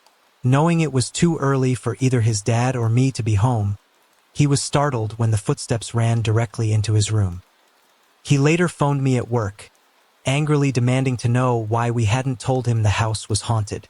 We eventually moved out a couple of years later, as my husband's job required us to relocate to Suffolk. It wasn't until recently that we told the younger children about the ghostly happenings, and they were upset about living in a haunted house without knowing it. What's strange is that after we moved to Suffolk, we stayed in a temporary house for a few months before moving into our own home. On the evening of the move, I was exhausted, and my husband suggested he take the kids out for a walk while I took a bath and went to bed early. I had just gotten into bed when I heard the front door slam and the sound of running feet coming up the stairs. I called out to let them know I was still awake, but there was no reply. That's when it hit me. There were no stairs in this new house. It was a bungalow. We never heard or saw anything like that again after that night. I'm not someone who attracts bizarre experiences, and the incidents I've had are minor. Most occurred in a house I don't visit much anymore. Thrill seekers might be disappointed here. I don't have stories of flying furniture, headless horsemen, or eerie warnings from beyond. This is just a simple tale of a suburban haunting. When I was 8, my grandfather remarried and relocated to Coventry, leaving his home in Portsmouth. My father, not wanting to see the house he grew up and sold to strangers, bought it from him and moved our family, my parents and me, into his childhood home. From the start, I always felt uneasy in that house. I often had the sensation of being watched, though as a child with a fascination for ghosts, I attributed it to an overactive imagination. As I grew older, the uneasy feeling worsened, focusing primarily on the bathroom. By my teenage years, the sense of panic was so overwhelming that I was often too terrified to submerge my head in water. I had recurring dreams where I was being held underwater by the hair on the back of my head, waking up gasping for air. Strange occurrences became commonplace. Gurgling and splashing sounds echoed through the night, lights would flicker on and off without explanation, and strange shuffling noises filled the air. My parents always blamed these things on the boiler or faulty wiring, whatever was most convenient at the time. But then something happened that they couldn't explain. I was 16 when it occurred. My parents had left early one morning to visit my grandfather in Coventry and weren't planning on returning until the following day. I was still asleep when they left. Later, I was woken by the postman knocking at the door. After taking the mail, I bolted the door behind me, as was my habit. With the front door bolted, there was no way in or out of the house, as my parents had locked all the windows and the back door from the inside, worried I might leave them open when going out. I spent the rest of the day in my room, studying for exams, and eventually fell asleep at my desk. Hours later, I was roused by loud banging on the front door. My parents were back, and they couldn't get in. Still half asleep, I stumbled downstairs and unlocked the door. My dad was furious, pointing angrily at the driveway. Confused, I rubbed my eyes and looked in the direction he was pointing. There, bleached into the carpet, were two sets of footprints. They led from the bathroom, down the stairs, and out through the front door, disappearing at the end of the driveway. One set was small, barefoot, and the other clearly belonged to a man wearing shoes. My dad's anger quickly turned to confusion, and he accused me of playing a prank. But when it became clear I had nothing to do with it, he concluded that burglars must have broken in and fled without taking anything, though I was skeptical. There was no way anyone could have entered the house. After that incident, the activity stopped. I eventually moved out of my parents' house, and I thought that was the end of it. Until a year ago, I was chatting with an elderly woman who lived on my parents' street. She had been one of the first residents in the neighborhood. The conversation drifted to my parents' house, and I jokingly told her about the strange events and the mysterious footprints. Her face suddenly grew serious. She told me that the first people to live in the house had been a middle-aged couple, right before my grandfather moved in. The husband had been an alcoholic, known for being violent toward his wife. The neighbor recalled seeing the woman with bruises on her arms and face multiple times.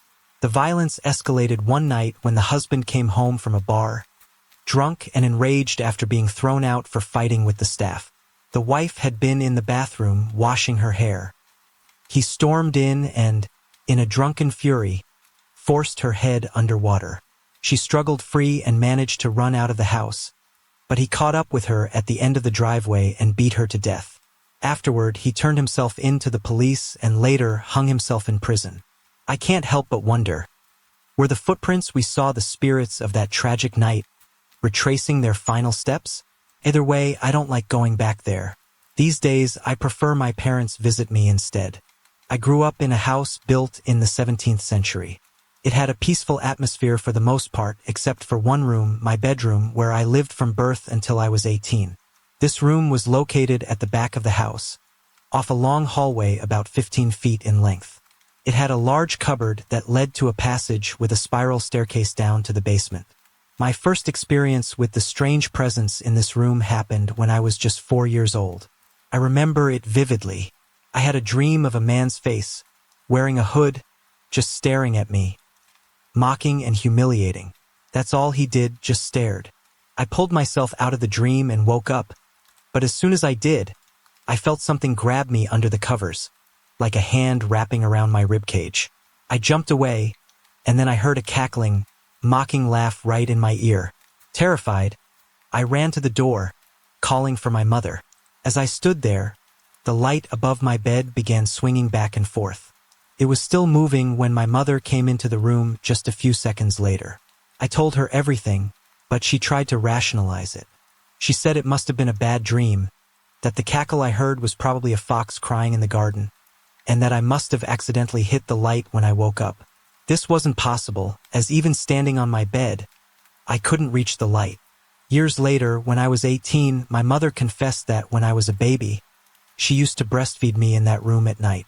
She told me she often felt a male presence, staring at her in a fierce, mocking way, the same way I had seen the hooded face in my dream. As I grew older, the presence became more oppressive. I would often wake up and see swarms of hornets or sometimes just one enormous hornet, about the size of a juice carton, flying around the room. Then, just as quickly, they would disappear. I always had the sense that something was there, watching, waiting. I hated spending time in my room and begged my parents to let me stay out of it. By the time I was 13, I was sleeping in a makeshift bed in the hallway most nights. People called me a baby for being too scared to sleep in my room, and for a while I believed them, thinking it was just separation anxiety. But now I know it was more than that. I had to go into the room occasionally to get my school clothes or books, but I always felt like something was circling me, watching me intently. A shadow would pass by in the corner of my vision, and I felt as if someone's face was inches away from mine, staring me down. There were times when I would feel fingertips on my head, or the sensation of sheets brushing past my face. like energy moving around me. Whenever I left the room, I could feel the presence following me down the hallway, but it would stop abruptly at a certain point, as if it was bound by invisible chains and couldn't go any further. When I turned 18, I started becoming more troubled, depressed, and anxious, and the energy in the room seemed to intensify. I had been reading books about spirits and decided to confront whatever was in my room. One day, as I felt the presence following me down the hall, I turned around and started shouting at it, using strong language, trying to be more aggressive than the spirit itself. I kept pushing it away, demanding it leave me alone, and eventually, the oppressive feeling subsided. I felt like I had one, for a while anyway. Then we started experiencing a strange hornet infestation. Giant hornets, African hornets, would appear out of nowhere. They weren't coming from outside, and none of our neighbors had a problem with them. Only us. Sometimes they'd appear while I was in the shower or while my parents were cooking dinner. I even found 3 dead hornets under my covers in bed. My parents heard the buzzing in the basement at times, which upset my mother deeply. The exterminators were called in, but they could never find a nest. I'm not sure there ever was one. The strange thing is, the presence seemed to react differently to men than to women. My father and any male visitors never felt anything in that room.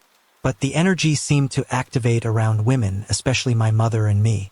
The hornet problem persisted for about 3 years before gradually stopping after I left home. Now, no one spends much time in the room. It's mostly used for storage. My father and my boyfriend occasionally go in to retrieve something, but they say they feel nothing strange at all. A month ago, when I visited my parents, I passed the room and saw the light was on. I absent-mindedly reached in and turned it off before heading to the bathroom. While looking in the mirror, I wondered to myself, I wonder if that male spirit is still here. As I walked back down the hall, I saw that the light was back on. Until I was about 5 or 6, I lived in a house in Birmingham that wasn't in the best area. Eventually, we moved out, and the house was demolished to make way for a small industrial park. Pretty normal stuff, right? But that house was the center of some eerie events, mostly involving me and my mom, and they often seemed to revolve around my deceased grandmother, who had passed away about 15 years before I was born. My mother often tells a story about how I would disappear into my room for hours at a time, only to come back and tell her that I'd been playing with a lady. Naturally, she assumed it was just an imaginary friend, as many kids have, and didn't think much of it. After all, what else could it be? But one day, my parents took me to visit my maternal grandfather's house, and I saw a photograph I'd never seen before. According to my mom, I pointed to the woman in the photo, my grandmother, and said something like, "Mom, look, that's the lady I play with." That moment shook my mom. It wasn't that she didn't believe in ghosts, but the idea of me playing with her dead mother terrified her, especially since I had never seen a picture of my grandmother before. This was before I was old enough to sit through family photo albums. My mom had always felt her mother's presence in that house, particularly in the kitchen, where she would often feel a sense of someone watching her while she cooked. So, when I identified the woman in the photo as my playmate, she immediately believed it had been her mother looking after me when she was too tired to deal with a young child. It was like having a supernatural babysitter. But not all of the experiences were comforting. There's one incident in my bedroom that still terrifies me to this day when I think about it too much. I was around 4 or 5 years old, unable to sleep, lying in bed, bored. I decided to get up and read a book by the light from my nightlight. I sat quietly on the floor, trying to make myself tired enough to sleep, when I heard heavy footsteps coming up the stairs. They were slow but deliberate, heading toward my door. Thinking I'd get in trouble for being up so late, I panicked, jumped into bed, and pulled the covers up to pretend I was asleep. The footsteps stopped just inside my room, and I cracked my eyes open slightly to see if whoever it was had bought the act. What I saw chilled me to the bone. A man was standing in my room, his face hidden in shadow because his back was to the light from the hallway. He looked wild. His hair was disheveled, almost like a twisted halo around his head, and I think it was red. He wore a long, untucked shirt over his trousers, but his whole figure seemed like a silhouette in 3 dimensions. The only color I could make out was around the edges where the light hit him. Even now, when I try to picture him, my mind recoils, and it takes me a while to calm down. Instinctively, I did the one thing every child knows will protect them. I pulled the duvet over my head. I curled up into the smallest ball I could manage and made my breathing as quiet as possible. My heart pounded in my chest as I prayed that whatever that thing was wouldn't come closer. Every time I closed my eyes, it was as if the image of the man was burned into my eyelids. So I kept my eyes open until they watered, just to avoid seeing him again. I was utterly petrified, too terrified to even call for help. No sound would come out. Eventually, I must have either fallen asleep or passed out from sheer terror because I woke up the next morning to a bright, monster-free room. Trying to calm my nerves, I convinced myself that I had imagined it and that maybe it had just been one of my parents checking on me. So, I asked them the next morning if either of them had come into my room. Their answer? No. Both of them had slept soundly through the night. That experience haunted me for years. I couldn't sleep without the duvet over my head until I was 15, and even now, I imagine a protective shield around me every night before I sleep, no matter how tired I am. I have 3 wind chimes and 3 dream catchers positioned in a triangle around my bed. Even if they don't actually protect me from ghosts or monsters, they give me some peace of mind and help me sleep. I still can't decide how I feel about that old house being demolished. On one hand, it feels like a piece of my history was lost when it was torn down, but on the other hand, I'm relieved that no one else has to experience the terror I did. Maybe I'll never figure out how I really feel about it. Recently, I went on holiday for a week with my boyfriend and parents to Fuerteventura, one of the Canary Islands. We rented a private villa, and right from the start, I felt uneasy about the room my boyfriend and I were staying in. It wasn't a bad or frightening feeling, just an odd, uncomfortable sensation that I couldn't quite explain. I had never experienced anything supernatural before, but something about that room felt off. After arriving, we sat in the kitchen for coffee, but I found myself constantly glancing towards our bedroom, almost as if I was expecting something, or someone, to walk past the door. I didn't understand why I felt so unsettled, but I just knew something wasn't quite right. Throughout the holiday, I kept waking up in the middle of the night, sometimes 4 or 5 times, with the strange sensation that there was someone else in the room. I never slept well the entire time we were there. One particular night, I woke up on the edge of the bed with that same unsettling feeling of a third person being present.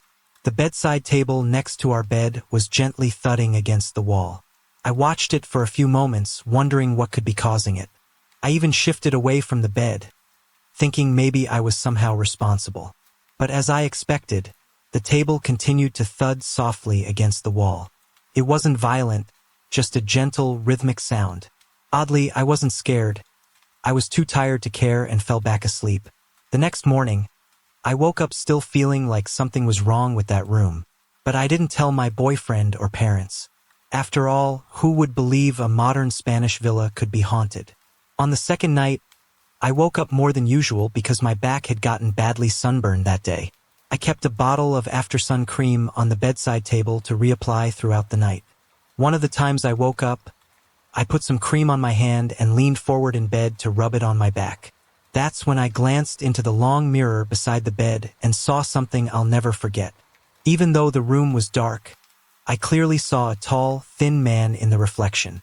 He was walking toward the mirror, as if coming from the bathroom into the bedroom. He was wearing black, but had a long white, frilly shirt down the middle, almost like a formal dinner suit. His hair was strange. It was ginger and curled up at the ends, cut just above his shoulders in a bob style. The sight of him lasted only a few seconds, but it was clear as day. I quickly turned around to look, but the room was empty and dark. I woke my boyfriend up and asked him for the time. It was 6:30 a.m. I asked when it would start getting lighter outside, but neither of us knew for sure. I eventually turned on the light and drifted back to sleep, though my mind was racing. Later that morning, I couldn't keep it to myself anymore. I told my boyfriend and my parents everything, about the strange feeling, the thudding table, and the man I saw in the mirror. That night was our last night in the villa, and while I wasn't scared to be there, I didn't want to encounter him again. I was nervous, scared to open my eyes, scared to close them, so my boyfriend and I ended up taking all the bedclothes into the living room and sleeping on the sofas. Nothing happened that night, but I felt relieved to be out of the bedroom. A few weeks after we returned home, my boyfriend admitted that he had his own experience while we were there. He told me that one night he had a brief 4-second dream where he saw the shadow of a man in our bathroom, crossing the room to close the shower door. He said he woke up immediately after. He hadn't told me at the time because he didn't want to make things worse, especially with me already feeling uneasy about the man I saw with the ginger hair. I know that our house was bought from a widower, though I'm not sure what happened to her husband. That might have something to do with the strange encounters I've had here. I've often heard odd noises or felt sudden chills around me, but I always chalked it up to my imagination, until one night when something more concrete happened. One evening, my friend and her twin brother came over to my house. While my friend and I were chatting, my younger brother and her twin were playing pillow fights in the small storage space connected to my room. Suddenly, the boys came out and said the light in the eaves had gone out. When we checked, the bulb was missing entirely, so we assumed they must have accidentally knocked it out. We searched for it everywhere but couldn't find it, so we got my mom to help. First, she couldn't see anything either. We emptied the space, but there was no sign of the bulb. Later, after my friend and her brother had left, I opened the door again to the storage space, and there it was. The bulb was sitting perfectly in front of me, no cracks or damage, as if someone had gently unscrewed it and placed it there. Now, on to another strange incident. I later learned that someone had died in our house before we moved in, which began to explain some of the encounters I've experienced. One day, it was just my mom and me at home. I was on the computer when I suddenly heard a loud bang upstairs. At first, I ignored it, but then there was another bang, this time downstairs where I was. I asked my mom what it was, but she was just as puzzled as I was. Strangely, I couldn't shake the feeling that it wasn't just random noise. It felt like something more, something I couldn't explain, but my gut told me it might be a ghost. Another time, late at night, I was lying in bed, unable to sleep. It felt like something was stopping me from drifting off. After tossing and turning for what seemed like hours, I finally found a comfortable position, facing the wall with my back to the door. I was on the verge of falling asleep when suddenly I felt a sharp poke. Startled, I turned, but there was no one there. On another occasion, I was in the shower when I heard knocking at the bathroom door. The handle moved as if someone was trying to get in, but when I checked, no one was there. My brother and dad were out, and my mom was outside. Then there's the time I was sitting in the dining room playing a game on the GameCube. It was nighttime and the house was quiet. All of a sudden, out of the corner of my eye, I saw a ragged-looking man standing in the corner of the room. He looked like a tramp, disheveled and scary. It lasted only a second, but he was staring right at me. When I turned to get a better look, he was gone. I wasn't sure if it was my imagination or something else, but it left me feeling deeply unsettled. The last strange experience happened in what I thought was the safest room in the house, the study. One evening, while my mom and dad were upstairs putting my brother to bed, I was watching TV. When the adverts came on, I muted the sound. That's when I heard it, a tapping noise coming from the keyboard, as if someone was typing. I brushed it off at the time, but later my dog went up to the leather chair where my dad usually sits when working. He jumped onto the chair, wagging his tail and licking the air as if someone was sitting there, but the chair was empty. My dog kept whining for attention from an invisible figure. Strange, isn't it? My name is Jack, and I'm 19 years old. About a year ago, I had my first unsettling dream, or what I think was a dream. I can't remember all the details, but what I do remember is the terror. I couldn't move, and there was this disorienting buzzing sound coming from the side of my bed. I wanted to turn and look, but I was paralyzed, unable to move a muscle. I was petrified, convinced I was dying. After that first experience, I didn't tell anyone. Was it some kind of demon tormenting me? Or was it just sleep paralysis? I hoped it wouldn't happen again, but it did over and over about 2 or 3 times a month. After the 7th time, I started keeping a record of these experiences. Even though I hated them, I was curious, intrigued by what was happening. I didn't understand it, But here are some of the things I wrote down. It always starts the same way. I fall asleep, but I can feel something off. My body and brain start buzzing, like an angry swarm of bees inside my head. That's when the paralysis sets in. One time, I was lying on my back, unable to move, with only my eyes able to look around. A loud buzzing sound was coming from the left side of me, from under my bed. I couldn't see it, but I could hear it moving, slowly making its way toward the foot of my bed. I was terrified, expecting it to crawl up toward me like something straight out of a horror movie. But instead, the sound stopped, and there was silence for a few moments. Then, out of nowhere, a dark shadow like a man or some kind of ninja figure leapt from the foot of my bed and perched on an invisible ledge on my ceiling. I expected it to pounce on me or for its eyes to light up with some demonic red glow, but it just stayed there, watching. That's when I knew I had to fight back while I still could. The buzzing returned, this time coming from the shadow, and I struggled to move, trying to roll from left to right. Then something even stranger happened. I managed to roll out of bed, only to hit the floor and bounce straight back into bed like nothing had happened. Confused, I kept struggling and rolled to the right. This time I started spiraling down like I was falling through some kind of portal. Bright colors surrounded me, and I was rolling down a 45-degree slope, as if I was being sucked into another dimension. I was terrified that I was falling straight into hell. With every ounce of strength I had, I fought back, yelling in my mind, and finally I broke free. As I tried to sit up, I felt something pulling me back, like an invisible force was keeping me in place. I knew my eyes were still shut, but it all felt too real. Eventually, I woke up completely, sitting on the edge of my bed, my head in my hands, trying to make sense of what had just happened. I wondered if I'd woken anyone else up with my screaming, but everything was silent. I tried to go back to sleep, but as soon as I closed my eyes, I felt it starting again. I quickly opened them to stop it from manifesting. I even went to the bathroom to wake myself up fully, and after a while I cautiously went back to bed. Since then, I've had countless episodes of sleep paralysis, each one more bizarre than the last. I've experienced strange, imaginary scenarios that seem to blend into reality. In fact, just last night I had another one. But these days, I've learned to let it happen and see where it takes me. Once you stop fighting it, sleep paralysis can become a strange, almost wonderful experience. Last night's encounter was brilliant.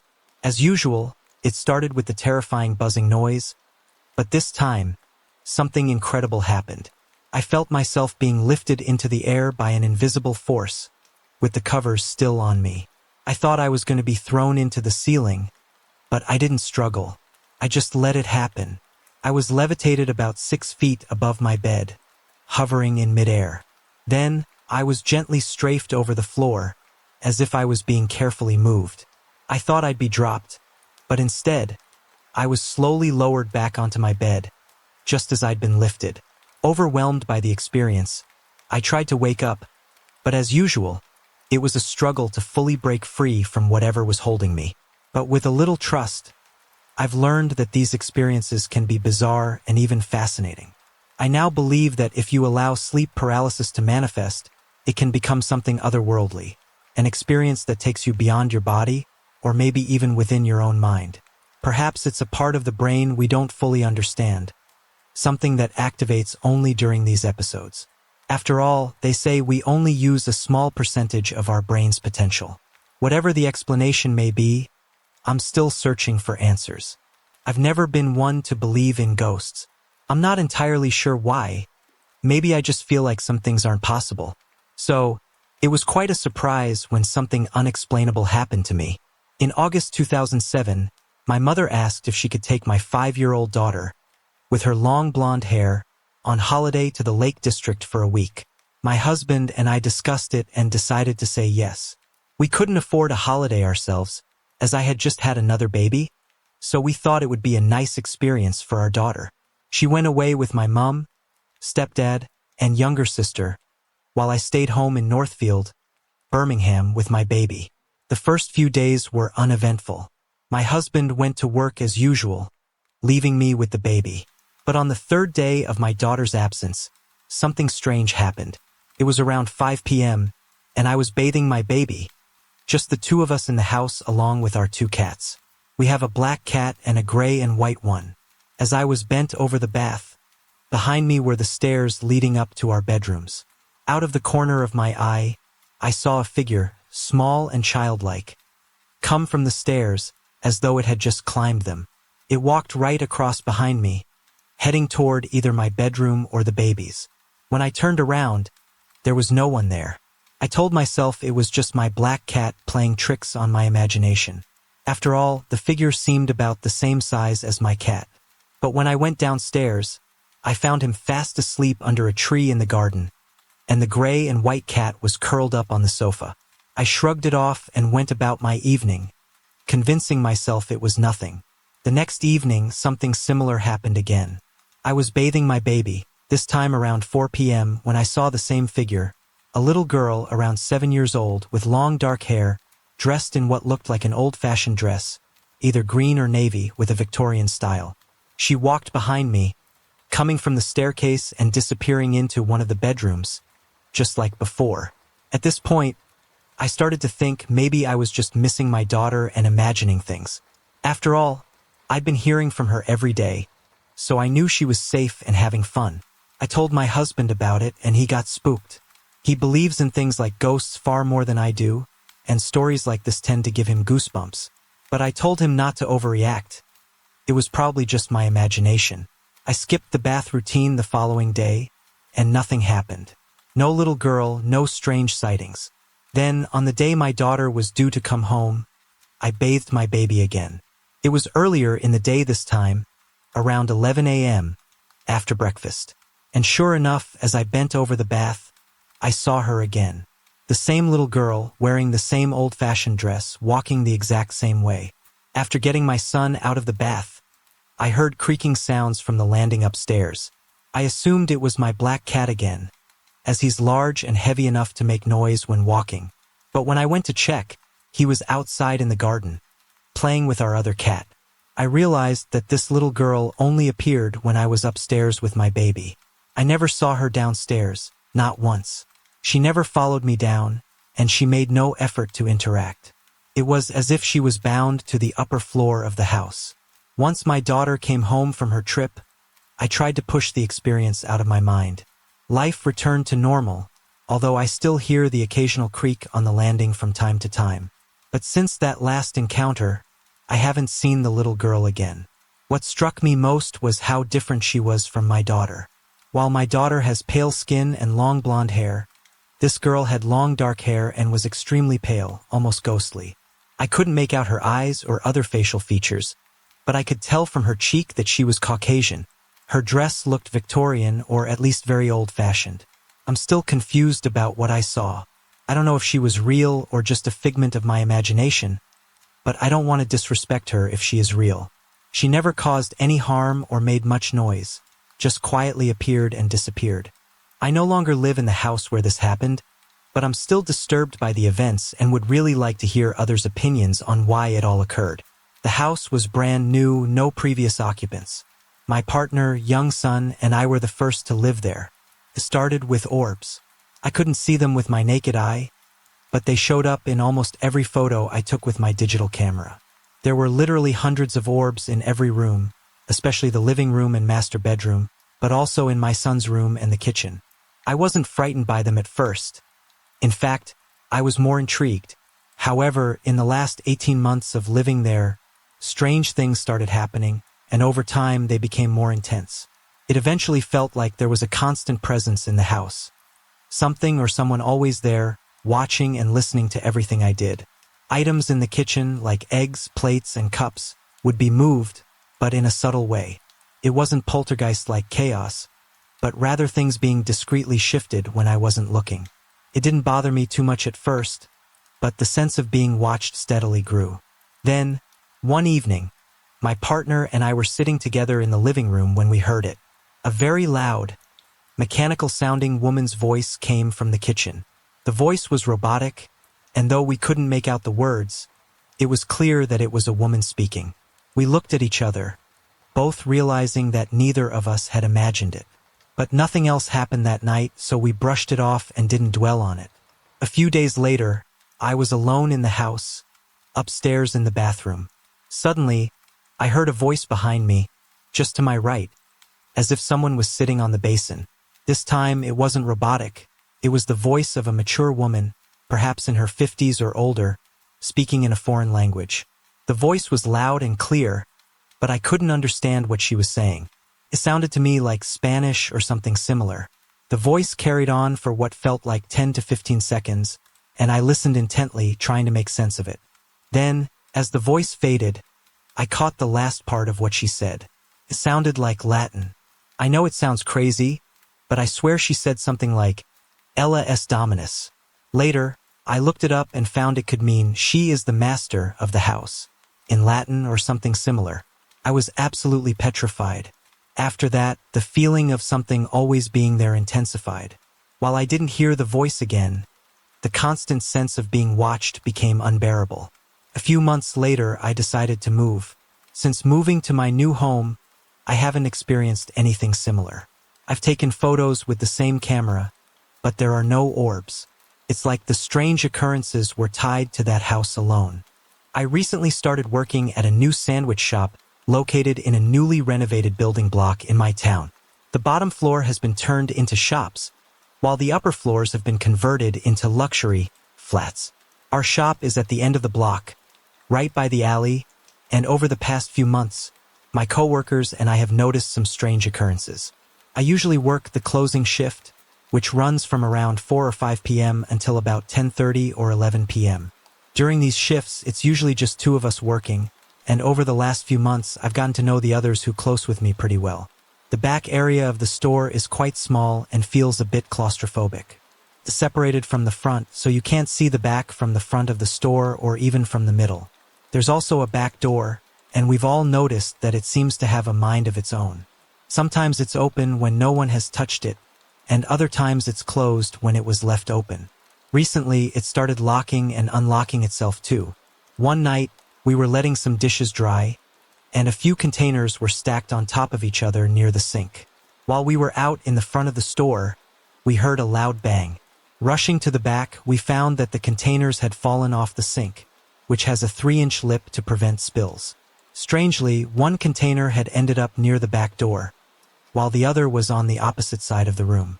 Lately, we've also had this odd feeling of being watched, especially when we're in the back washing dishes.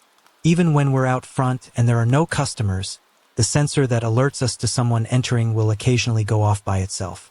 We've tried to figure out what could be causing it. We tested to see if a fly or something small could set off the sensor, but even throwing small items like straws or stirrers past it didn't trigger it. Yet, the sensor keeps going off randomly without anyone there. Then there's the fridge and freezer, both of which are walk-in. Whenever we walk past them, we sometimes hear a thud coming from inside. None of us have been brave enough to poke our heads in and see what's making the noise, though. One of my coworkers and I decided to name whatever it is Ben last night, after Ben Linus from Lost, because it's creepy in a passive-aggressive way. We're not sure what's causing all this strange activity, but we have a theory. The shop used to be something else before the renovation, though we're not sure what. It's possible that if there is something supernatural, it might have been disturbed during the renovation and is now wandering around, causing mischief. I'm not entirely sure if it's a ghost or not, but I've become convinced enough that last night, I said goodnight to Ben before leaving. I don't think he or she is harmful, maybe just bored and looking for attention. I've been having a recurring dream for the past 10 years, and it all started back in 1995.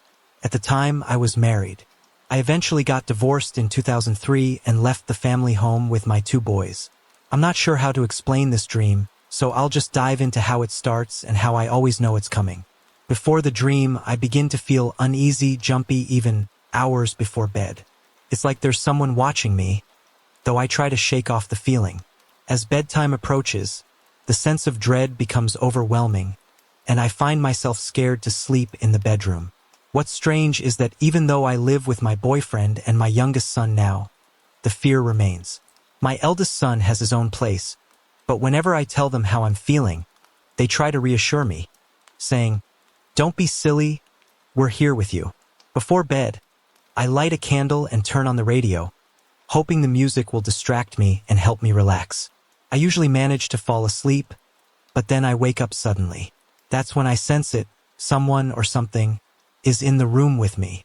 I try to stay awake, but it's like I'm being forced back into sleep, unable to fight it. And then the nightmare begins. In the dream, there's always a male presence, and he's trying to kill me. His hands always go for my neck, trying to strangle me. I try to escape, but I can't.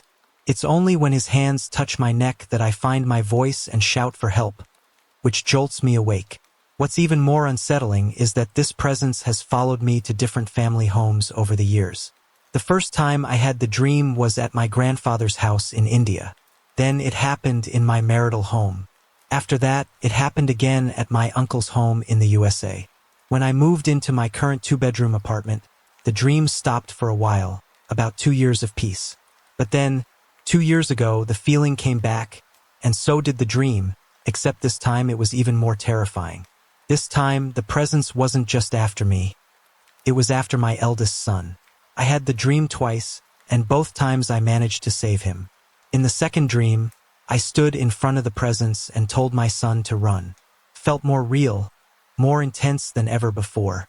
The presence has tried to kill me, and on 2 occasions it even tried to rape me. It's dragged me into my son's rooms while I've struggled to fight it off. The last time it happened, I actually woke up in the middle of it and told the presence to go away and leave me alone. I managed to fall back asleep, but only to be woken again by that same awful feeling. This time, I couldn't stay awake, and once again, I felt its hands around my neck. The next thing I knew, my boyfriend was shaking me awake, sitting me up in bed. I had broken out in a cold sweat, crying and pleading for this thing to leave me alone. After each nightmare, I can't sleep for months. But one thing I've realized is that whenever I have this dream, it's almost like a warning. Something bad is going to happen to someone in my immediate family. This is just a brief summary, there's so much more to it. I've also had premonitions and a strong sense of knowing when something bad is about to happen, particularly to those I'm closest to. The last time I went to India was 27 years ago. It was a family holiday, my mum, dad, 2 brothers, and I haven't been back since. That trip marked my first paranormal experience.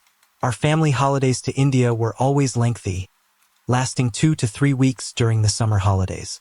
We'd go in July or August, the hottest months of the year.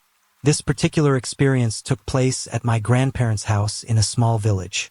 My mum has a large family, 5 sisters and 1 brother, and they lived in the same village. I still remember the layout of the house. You entered through the front door, and to the right was a small cubicle used as a bathroom. Directly ahead was the first bedroom, and to the left, stairs leading up to a balcony. Under the stairs was a small kitchen where meals were prepared, and next to it, an open area where the family would gather to chat and eat. Beyond the kitchen was a door leading to a large lounge, which had a TV, radio, and chairs. There were 3 bedrooms attached to the lounge and 1 more to the right. Whenever we visited, there were always family members and friends around, staying late into the night as the adults chatted. It was exciting to be allowed to stay up past bedtime. One evening, as we were getting ready for bed, my mum's sisters decided they wanted to move the beds into the lounge and sleep there together. We agreed, and so 4 beds were pulled into the lounge. I shared a bed with my favorite aunt, the 3rd youngest, who I still adore to this day. The lights went out around 10:30 p.m. I snuggled up next to my aunt, and after some girl talk, we all eventually drifted off to sleep. In the middle of the night, I woke up needing to go to the bathroom. The outdoor lights were on, as they always were, so I got up quietly, trying not to wake anyone. As I was about to sit down in the bathroom, I heard the sound of a brick moving on the balcony. Startled, I looked up, but saw nothing but darkness. It was the middle of the night, after all. Forgetting about the bathroom, I bolted back to bed and snuggled in with my aunt. I managed to fall back asleep, only to be woken by someone trying to pull the blanket off me. The strange thing was, the person pulling the blanket was standing on the side of the bed where my aunt was sleeping. I held on to the blanket tightly, but the person tugged harder. I toppled over my aunt, ending up on the other side of the bed, where the person would have been standing. All was still for a moment. Then, I heard the sound of feet dragging across the floor, distinct because the cement floors made it easy to recognize the sound. The person walked around to the other side of the bed, where my aunt was now lying, and started pulling the blanket off me again. This went on several times. I must have swapped sides with my aunt 5 or 6 times, until I finally fell asleep from exhaustion. Strangely, my aunt didn't stir once. At some point, I woke again to find my aunt sitting up in a full lotus position, meditating. Confused but too tired to react, I went back to sleep. When I woke up again, my aunt was lying next to me as if nothing had happened, but I felt a growing sense of fear. I could hear the sound of feet dragging towards me once more. Terrified, I pulled the blanket over my head and held it tightly. Then, whoever it was yanked the blanket off my head, punched me on the side of my head, and slapped me across the face. I screamed and started crying, and that's when my aunt and the rest of the household woke up. My aunt rushed to my side and checked my face. There was a visible slap mark on my left cheek, and my face was red and swollen. The family gathered around, asking me what had happened. I can't remember if I explained everything right away, but after they calmed me down and everyone went back to bed, I distinctly heard the sound of someone walking out the door, dragging their feet. That was my first paranormal experience, and I've never returned to India since. The fear has stayed with me all these years. Strangely, whenever someone asks me why I won't go back, I can clearly picture a single tree, standing alone, with a white trunk and lush leaves, surrounded by grass. The vision is vivid, and though I'm not sure what it means, it always lingers in my mind when I think of that trip. The parting. After the series of strange events at Spider Web Cottage, things grew eerily quiet. No more hurricanes, no more mysterious telephone calls, and no more unsettling moments shattered the peace. In fact, I began to feel strangely isolated, almost ostracized by the stillness. Down at the pub, I noticed my once elevated status had dropped. Like an English sports hero who's adored in victory and forgotten in failure, I wasn't the same celebrity I had been during the height of the strange occurrences. While the regulars still welcomed me warmly, there were evenings when I truly felt lonely. It wasn't as though football or pub talk could fill the void left by the absence of the unusual. The weeks went by, and I busied myself with reading. I even started to study, filling the quiet hours in the cottage. I had set up a computer and, after years of being on my own, decided to try online dating. That decision led me to my wonderful wife. After a short but sweet courtship, we decided it was silly to keep up 2 separate homes. Since my place was too small, it was time to say goodbye to Spider Web Cottage. It was one evening after a long day that my final experience in the cottage occurred. I had settled into my only chair, sipping a cold lager, my thoughts drifting between the bright future ahead of me and the last rays of sunlight filtering through the tiny upstairs window. I thought of popping down to the local pub, but when I checked the clock, it read 5 p.m. I was a little annoyed it had clearly stopped, as my wristwatch showed 6 p.m. I rummaged around for spare batteries but had none, so I crossed the road to the local convenience store to pick some up. When I got back, to my amazement, the clock was ticking happily away, now showing 6:15 p.m. I checked my watch, it matched the time on the clock. I was puzzled but figured I had just been mistaken about it stopping earlier. The next morning, the clock was running perfectly fine when I left for work. But when I returned at 6 that evening, the clock had stopped once again, at exactly 5 p.m. This time I had no choice but to change the batteries. I reset it and let it be. Later that evening, I realized I had forgotten to buy more lager, so I headed across the road to the off-license. When I returned, the clock had somehow wound back to 5 p.m. again. I couldn't understand it. Why was the clock not just stopping, but reversing? It was unsettling. I reset it once more, checking that my watch still read 7. The following morning, the clock seemed fine again. But, as you might expect, when I got home later that day, it was once again stuck at 5 p.m. This time, I felt more than a little concerned. Was someone tampering with it? The landlord had keys, and the lads at the pub weren't beyond pulling a prank. I decided to head to the pub to see if anyone knew what was going on. The usual crowd filled the smoky bar, and I received my typical friendly welcome. As I scanned the faces for any signs of guilt, the barmaid noticed my distracted demeanor. "You all right?" she asked. I shook my head and gave a small smile. "Oh, by the way," she added, "you remember Alfred, don't you?" I nodded. "The man whose daughter was murdered. We just heard he passed away recently.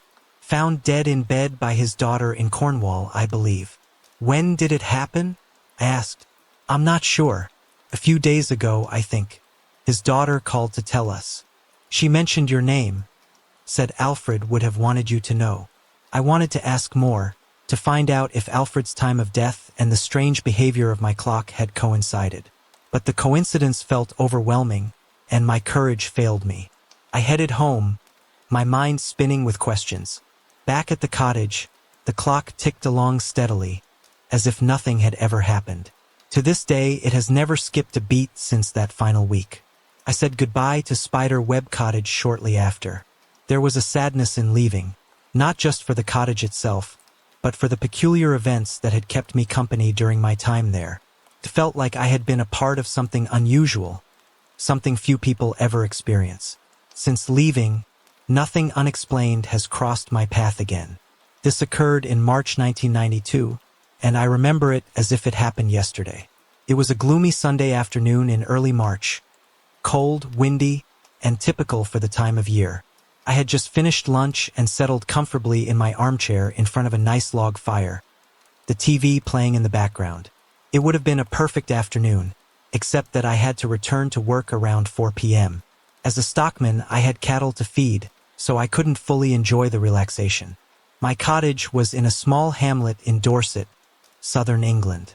The houses in the hamlet were few and spread out, with only one close neighbor. The rest of the homes were quite a distance away. The cottage itself dated back to the 17th century. In a former life, the lean-to shed that served as my garage had been the village blacksmith's workshop, where horses from the area would come to be reshoed.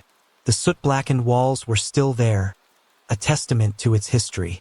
I had lived in the cottage for 8 years by this point, and while nothing too strange had happened, there had been occasional moments that made me pause. Every so often, I could have sworn I heard a child coughing. And late one night, I heard what sounded like heavy footsteps slowly climbing the stairs. The 7th stair creaked as it always did, but no one ever appeared at the door. The hair on the back of my neck stood up as I lay there waiting, but the door remained closed. One afternoon, I was chatting with a neighbor who had been researching the history of the hamlet. She told me, quite excitedly, that 2 children had died of consumption, tuberculosis, in my house. Suddenly, it made sense why I sometimes imagined hearing a child coughing. At the time, I wasn't a firm believer in the paranormal, but I wasn't a skeptic either. As a precaution, I always locked the front door in case anyone dropped by while I dozed.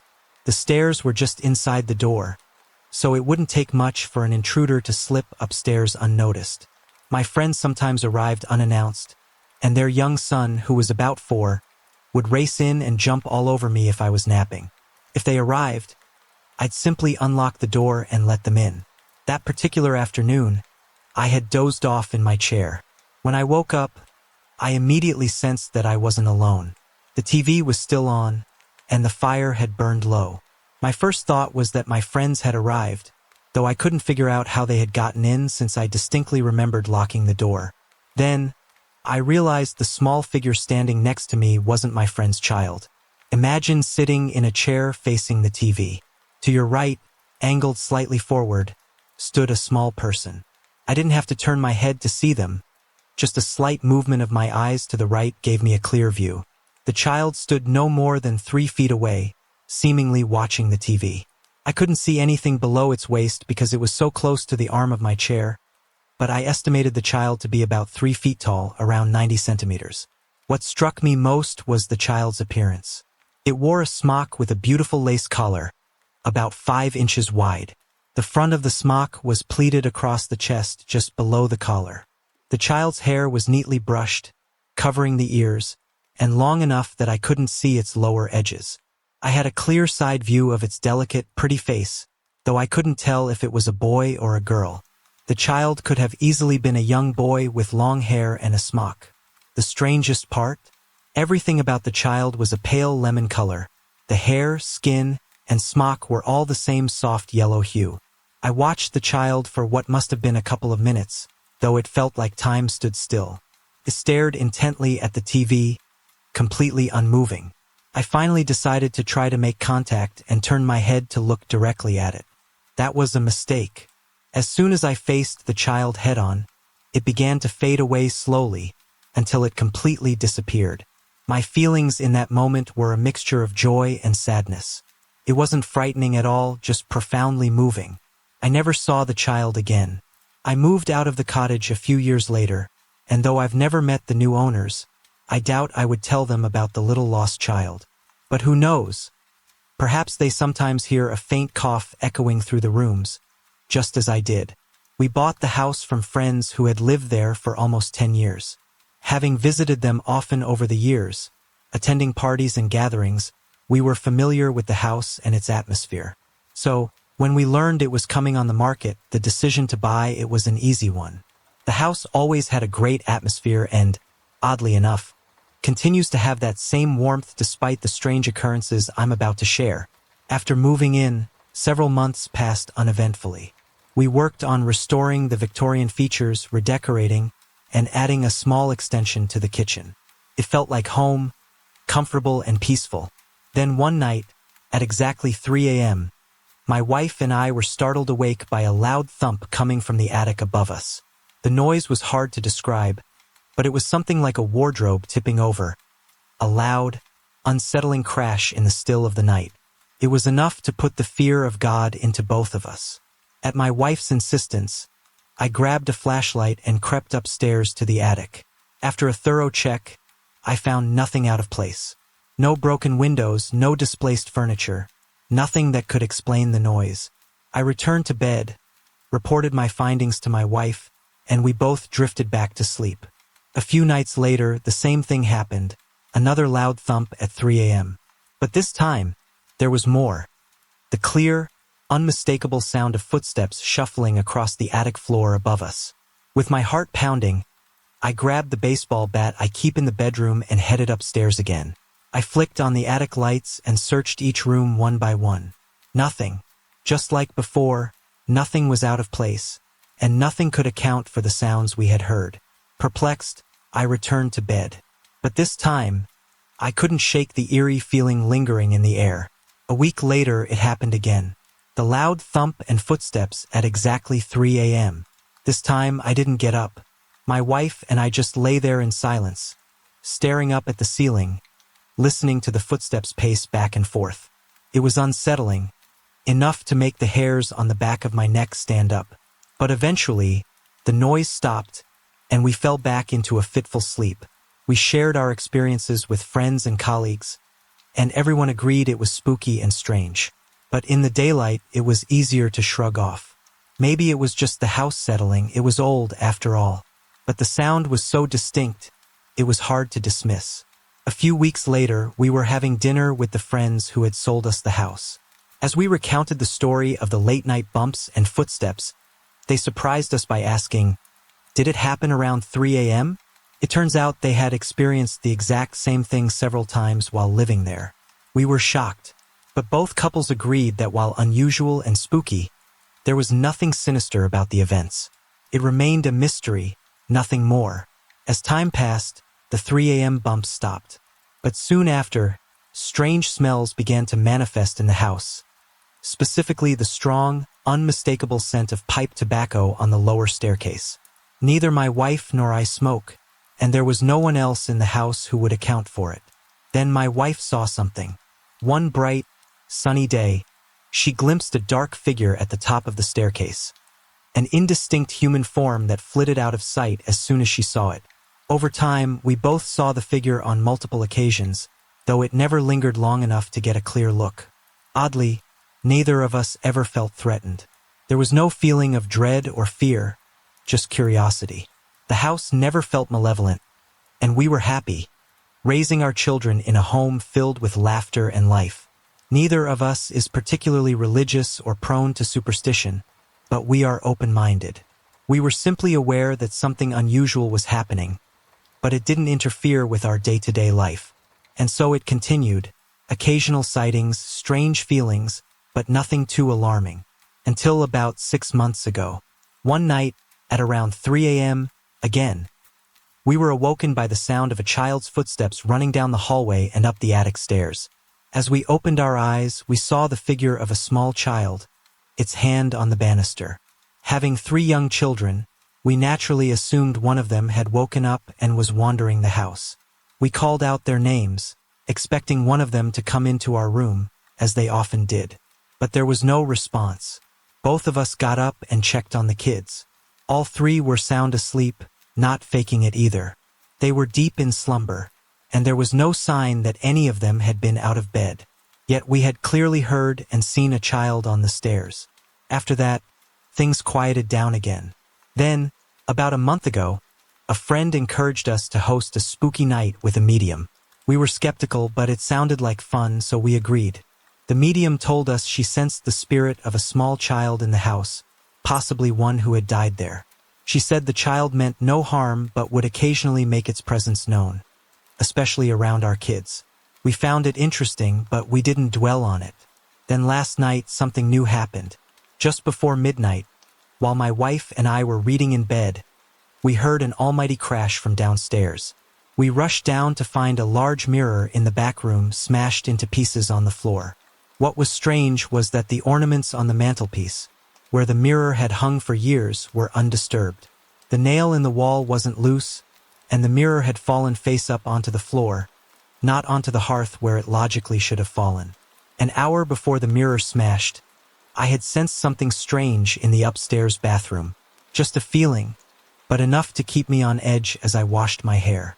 I'm not easily spooked, and we have no plans to leave or sell the house. But I wanted to share our experience. We still don't feel threatened or horrified, and it's certainly no Amityville. But the mirror smashing seems to have taken things to a different level, a more physical one. So, I'm left wondering, does the smashing of a mirror have any significance in the world of the paranormal? Is it a common occurrence? Sorry to interrupt. If you're enjoying the story, let me know in the comments and tell me where you're watching from. Don't forget to like and subscribe for more. The temple in what was once my marital home was situated right next to the kitchen. Let me give you a brief description of the house. As you walk in, the staircase leading to the second floor is straight ahead. To your right is the front room, and as you walk further into the house, under the staircase to the left, there's the fridge with the lounge on the right. Continuing straight past the fridge, you'd find a toilet on the left, and then the kitchen, which leads into a conservatory that opens to the garden. Opposite the kitchen is where the temple was located. The house had an extension, and the area where the temple was built used to be an outdoor toilet in the garden. You can probably imagine how large the house was. To start with, having a temple near the kitchen wasn't appropriate. In Hindu tradition, certain foods, like garlic and onions, are prohibited near a temple, and cooking nearby is considered disrespectful. Brahmins, for example, maintain a very simple diet. A temple shouldn't even be in a lounge, but in this case, it was right next to it. Furthermore, women aren't allowed near the temple during certain times of the month, so you can understand why I wasn't pleased with how things were set up. When I first saw the temple, I was disgusted by how my ex-in-laws had arranged it. It felt like an insult to our beliefs. The area where the temple stood used to be the outdoor toilet, so imagine the contrast. My ex-father-in-law had placed bricks on the floor to create a makeshift shelf, on which he laid a board with pictures of various Hindu gods. He had another row of bricks leading toward the conservatory door, where more boards were placed with pictures of deities. Next to each picture, he had divas, small lamps made of clay or brass, filled with ghee and cotton wicks that burned until the ghee was gone. Right in the center of the temple was a huge brass diva that burned 24/7, filled with dirty ghee that gave off a foul smell. The entire temple was filthy, and at one point, it became infested with mice because of the little bits of ghee and bread he offered to the pictures. Yes, he offered bread to the pictures. It's important to mention that my ex-father-in-law didn't like me much, mostly because of my caste. He didn't think I was pure enough to be near the temple. When I was pregnant with my first child, I was sitting near the temple, enjoying a cup of tea. No one else was home, it was just me and my unborn baby. I was sitting at the dining table with my back to the kitchen, feeling content, when suddenly, I was overwhelmed with fear. It felt like someone was in the room with me. I thought maybe one of the family members had returned from work, but when I looked around, there was no one there. Trying to brush it off, I sat back down. As soon as I did, someone grabbed a chunk of my hair and yanked it hard. I spun around, expecting to see one of the in-laws, but no one was there. I was so terrified that I ran upstairs, got dressed, and went straight to my mom's house. It's a wonder I didn't go into labor. That's how scared I was. My ex-father-in-law had a strict routine. Every morning at 3 a.m. he would bathe, go downstairs, light all the divas, say his prayers and meditate for 2 hours. After his meditation, he would ring the bell in the temple. One night, after a restless sleep, I had a vivid dream about the temple. In my dream, the temple was painted a soft sky blue. The pictures had been replaced with statues, clay figures, all painted. In the center of the temple stood a 4-foot idol of Mata, dressed in red and gold. There were only a few divas, and all the bricks and makeshift shelves were gone. When I told my in-laws about the dream, they shrugged it off. But 4 or 5 years later, the temple was exactly as I had seen in the dream. The idol, the colors, everything. My father-in-law even remembered the dream and said it was I who had brought about this amazing change. But then, there was another incident that truly scared me and stopped me from going downstairs after 11 p.m. One night, I woke up feeling incredibly thirsty. I glanced at the clock, and it read 3:30 a.m. I could hear the bell ringing in the temple, so I figured my father-in-law had finished his prayers.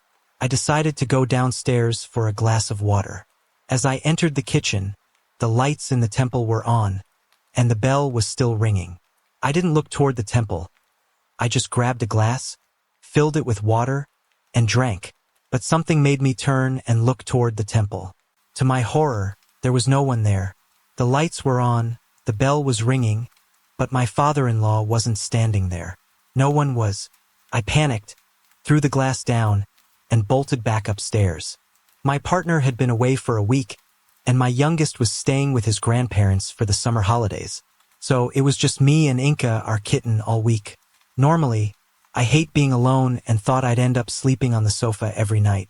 But surprisingly, I went to bed and slept right through to the morning, with Inca serving as my early morning alarm. Friday evening, I got home from work, did a few chores around the flat while Inca played in the garden. By around 7 p.m., I had finally sat down to relax. Inca came in from the garden as it had started to rain, and she curled up on her cushion while I lay on the sofa, the TV on in the background. Between 9 and 10:30 p.m., I heard a knock. Even Inca perked up, so I knew I wasn't imagining it.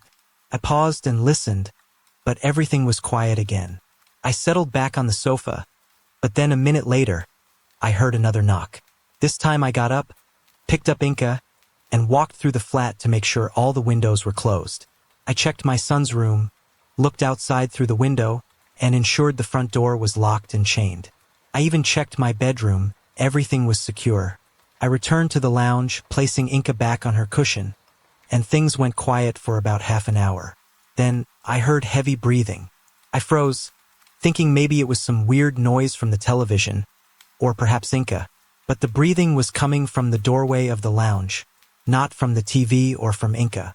I turned down the volume and checked. It definitely wasn't the kitten. I could still hear it, though. The breathing was distinct, heavy, and there was no one else in the flat. Suddenly, there was a knock at the front door. Inca followed me as I walked over, but when I looked through the spy hole, no one was there. Feeling unsettled, I went back to the living room, sat on the sofa, and stared at the doorway. Trying to gather my nerves, I said aloud, "Just go away. Leave me and my family alone." I turned up the volume on the TV, searching for something lighthearted to distract myself. I settled on watching Beverly Hills Cop 2. I was so scared that I decided to sleep on the sofa with the TV and lamp on. I got my pillow and blanket, turned off the hallway light, and tried to make myself comfortable. But just as I was getting settled, I heard the knocking again. I couldn't figure out where it was coming from, and Inca kept getting up too, reacting to the noise. I was exhausted, but the fear kept me wide awake. The sofa was uncomfortable, and I couldn't relax.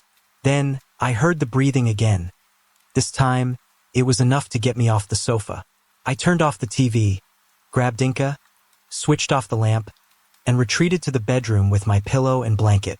I left the hallway light on and lit a candle in the bedroom. I turned on the radio to drown out any noises and got into bed. But even then, I heard a few strange sounds that unsettled me further. Inca had fallen asleep by my legs, but I was restless and couldn't sleep. My body ached, especially my legs and feet, and I kept tossing and turning. I moved so much that poor Inca eventually left the bed. I think it was past 4 a.m. before I finally managed to fall asleep, and I woke up around 6 a.m., only because Inca woke me. I made myself a coffee, went into the lounge and put on the news. The clock read 6:10 a.m. Just then, there was another knock at the door. This time, I opened it. Again, no one was there. Feeling a mix of confusion and fear, I closed the door, turned off the TV, and went back to bed. But I only stayed there for about 10 minutes before getting up again. I haven't had a night like that in years. I tried to convince myself that I had scared myself by watching something or reading something eerie, but I hadn't done either of those things. My Nan passed away in July 2007, and we were incredibly close. She was the only one who would talk to me about ghosts and spirits as if they truly existed. My Nan believed in everything, and because of that, people often thought she was a bit eccentric. But I believed her, especially when it came to ghosts. Though I wasn't present for many of the experiences she shared, my Nan had countless stories, and I feel the need to tell them in her memory. I want answers, and I know she would have loved for these stories to be heard. From a young age, thanks to my Nan, I became fascinated by the paranormal. My parents would often scold her for telling me ghost stories, but I always listened. Some of the best stories she shared were from when she lived in her first house, married with 3 children. She told me that after her father, or possibly her husband's father, passed away, they would sometimes smell the cigars he used to smoke in the house.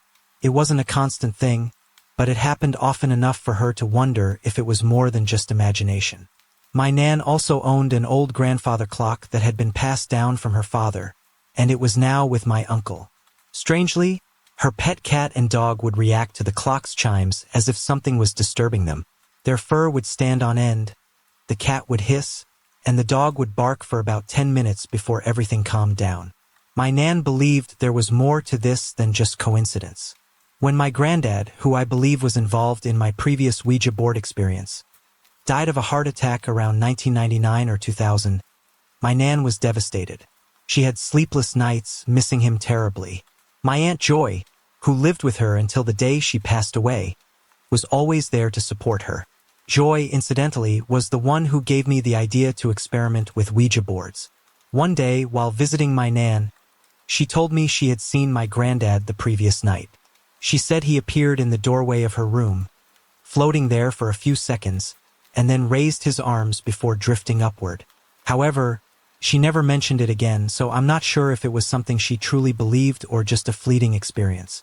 There were other stories too, ones she read in magazines like the UK's Chat, which had sections dedicated to ghost-related tales and photos. My Nan believed in these stories and would share them with me, though as I got older, she talked about them less. When my Nan died, I was absolutely heartbroken. Her funeral was difficult, and the nights afterward felt incredibly lonely. About a week after the funeral, I went on holiday to Cornwall with my best friend Harriet.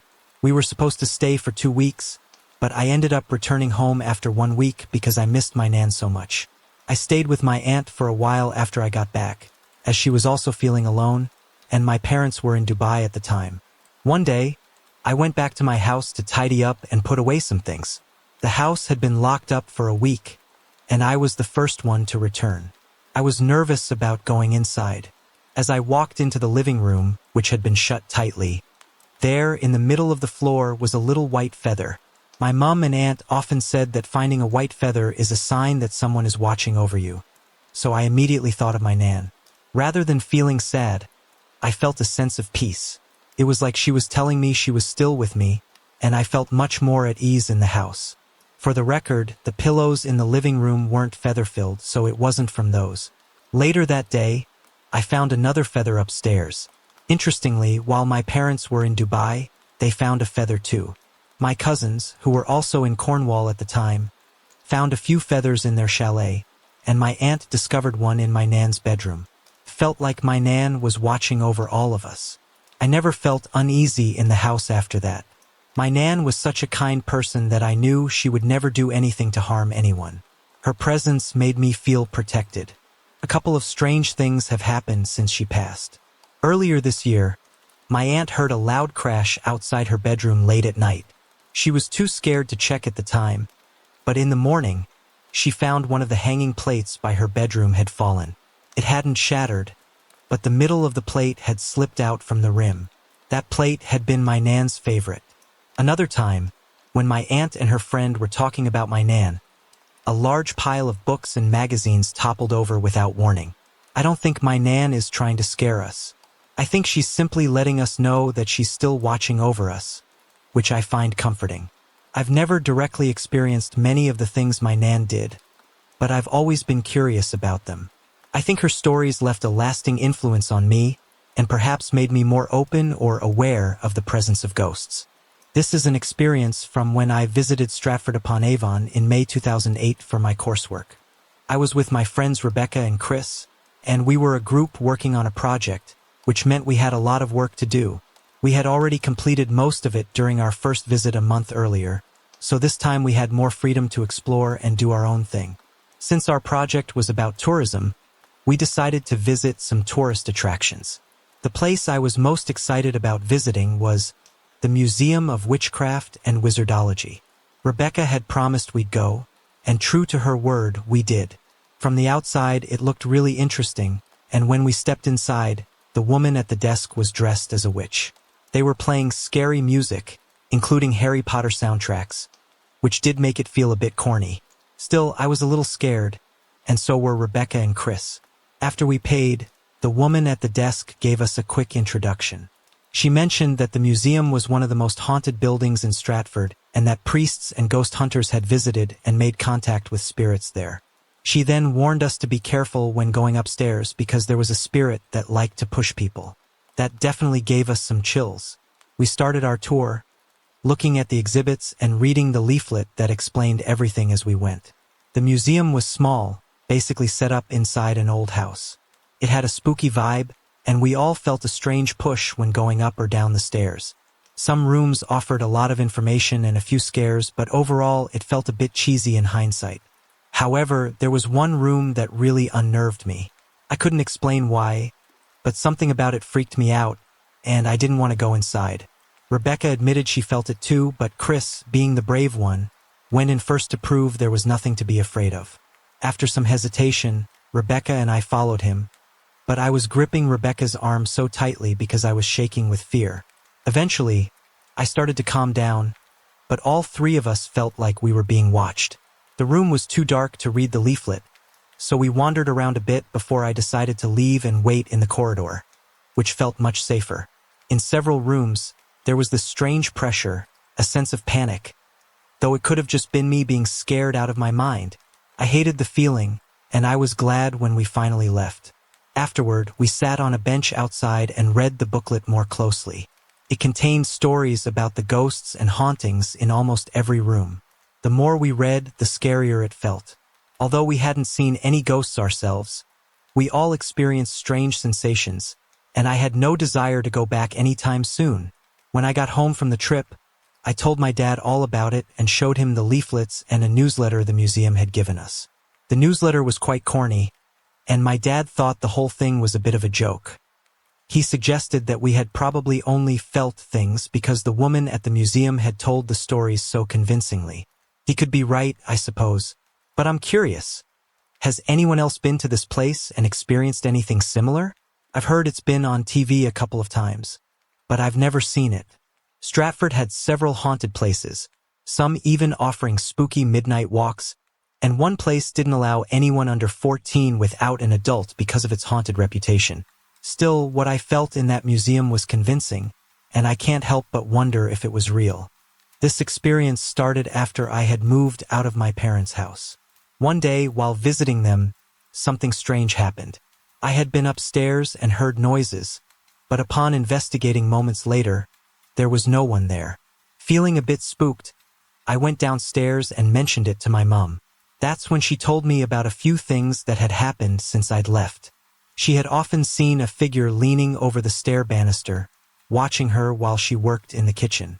She also shared that a baby girl had died in my old bedroom when the house was built back in 1923, and from time to time, she would hear the sound of a baby's pram. Strangely, these incidents only happened when I visited. After moving to different places over the years, I eventually ended up in a small 2-bedroom house in Luton when I was 24. The bedroom I stayed in was incredibly small, but it reminded me of home. One night, I was alone in the house, asleep in bed.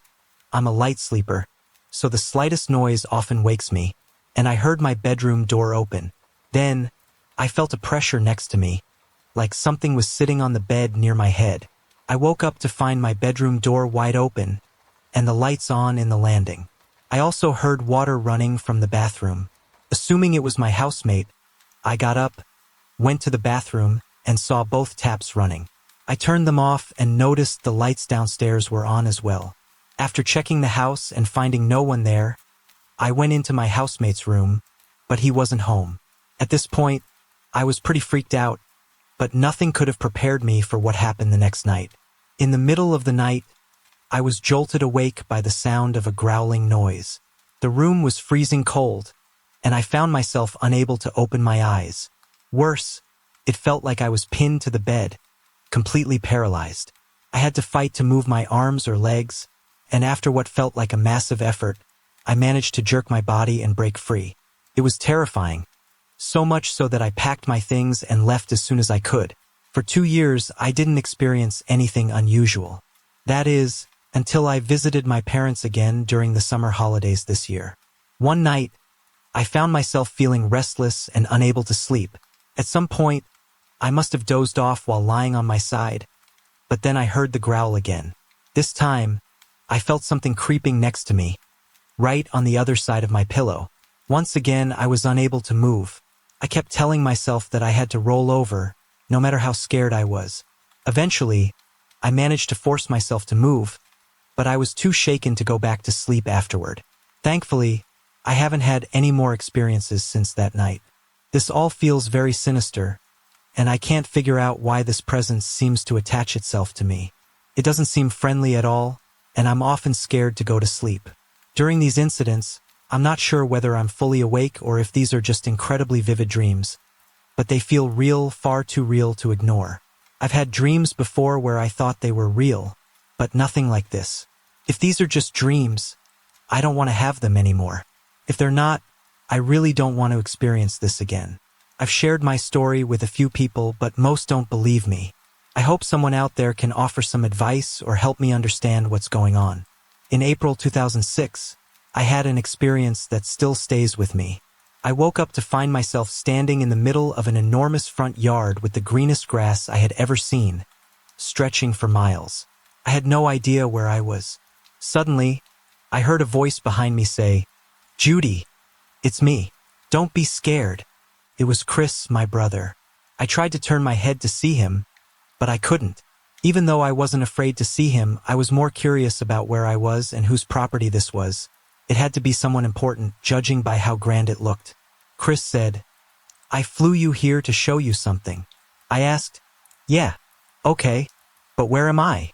Still standing there, looking at a huge mansion in the distance, I wondered what Chris was up to.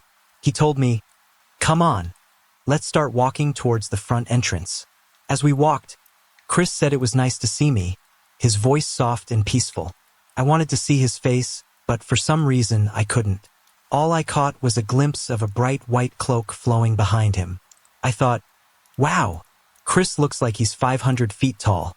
He must be an angel. Despite that, his voice remained at my level. We reached the front door, and I stood there, feeling like I was about to enter a haunted house. Chris told me to open the door, and I hesitated, asking, "Why?" He chuckled and said, "Just do it. You'll see."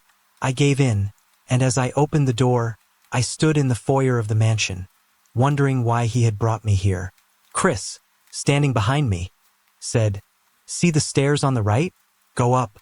I'll be right behind you, and I'll tell you which door to open." I didn't want to, but Chris reassured me again with a little laugh. So I went upstairs, feeling a bit nervous. Chris pointed to a door and told me to open it. I hesitated again, asking why, but he chuckled and urged me on. Reluctantly, I opened the door. Nothing happened. "Let's go down a little further," Chris said, still chuckling. He had me walk down the hallway to another door, and again he told me to open it. I stood in front of it, hand frozen on the doorknob. I was scared, but Chris encouraged me, saying, "Just do it." So I did. Again, nothing happened. I asked, "Why are we doing this?" And Chris simply said, "You'll see." With another giggle, the mansion was dark, and there were doors lined up along the hallway, leading to countless rooms. I couldn't shake the feeling that something was up. Chris then said, "Okay, one more door, and that's it." I didn't like the sound of that, but I walked to the door he pointed out, near the end of the hallway. I stood in front of it, nervous, and told Chris I didn't want to open it. He laughed and said, "Come on, Judy, just do it and get it over with." I finally reached out, but before I could touch the doorknob, a skeletal arm with sharp, pointy fingers burst out of the door, grabbing at me. I screamed so loudly, and Chris started laughing, saying, "I got you. I came back to haunt you, but in a good way." I woke up, feeling a warmth on my back, and laughed to myself. That little bugger did it again, I thought. Chris had flown me to this beautiful mansion, but I didn't know where it was until 2 months later. In June 2008, my husband and I were watching TV when a show about Blenheim Palace in Oxfordshire, England, came on. As soon as I saw it, I recognized it. I turned to my husband and said, "That's it.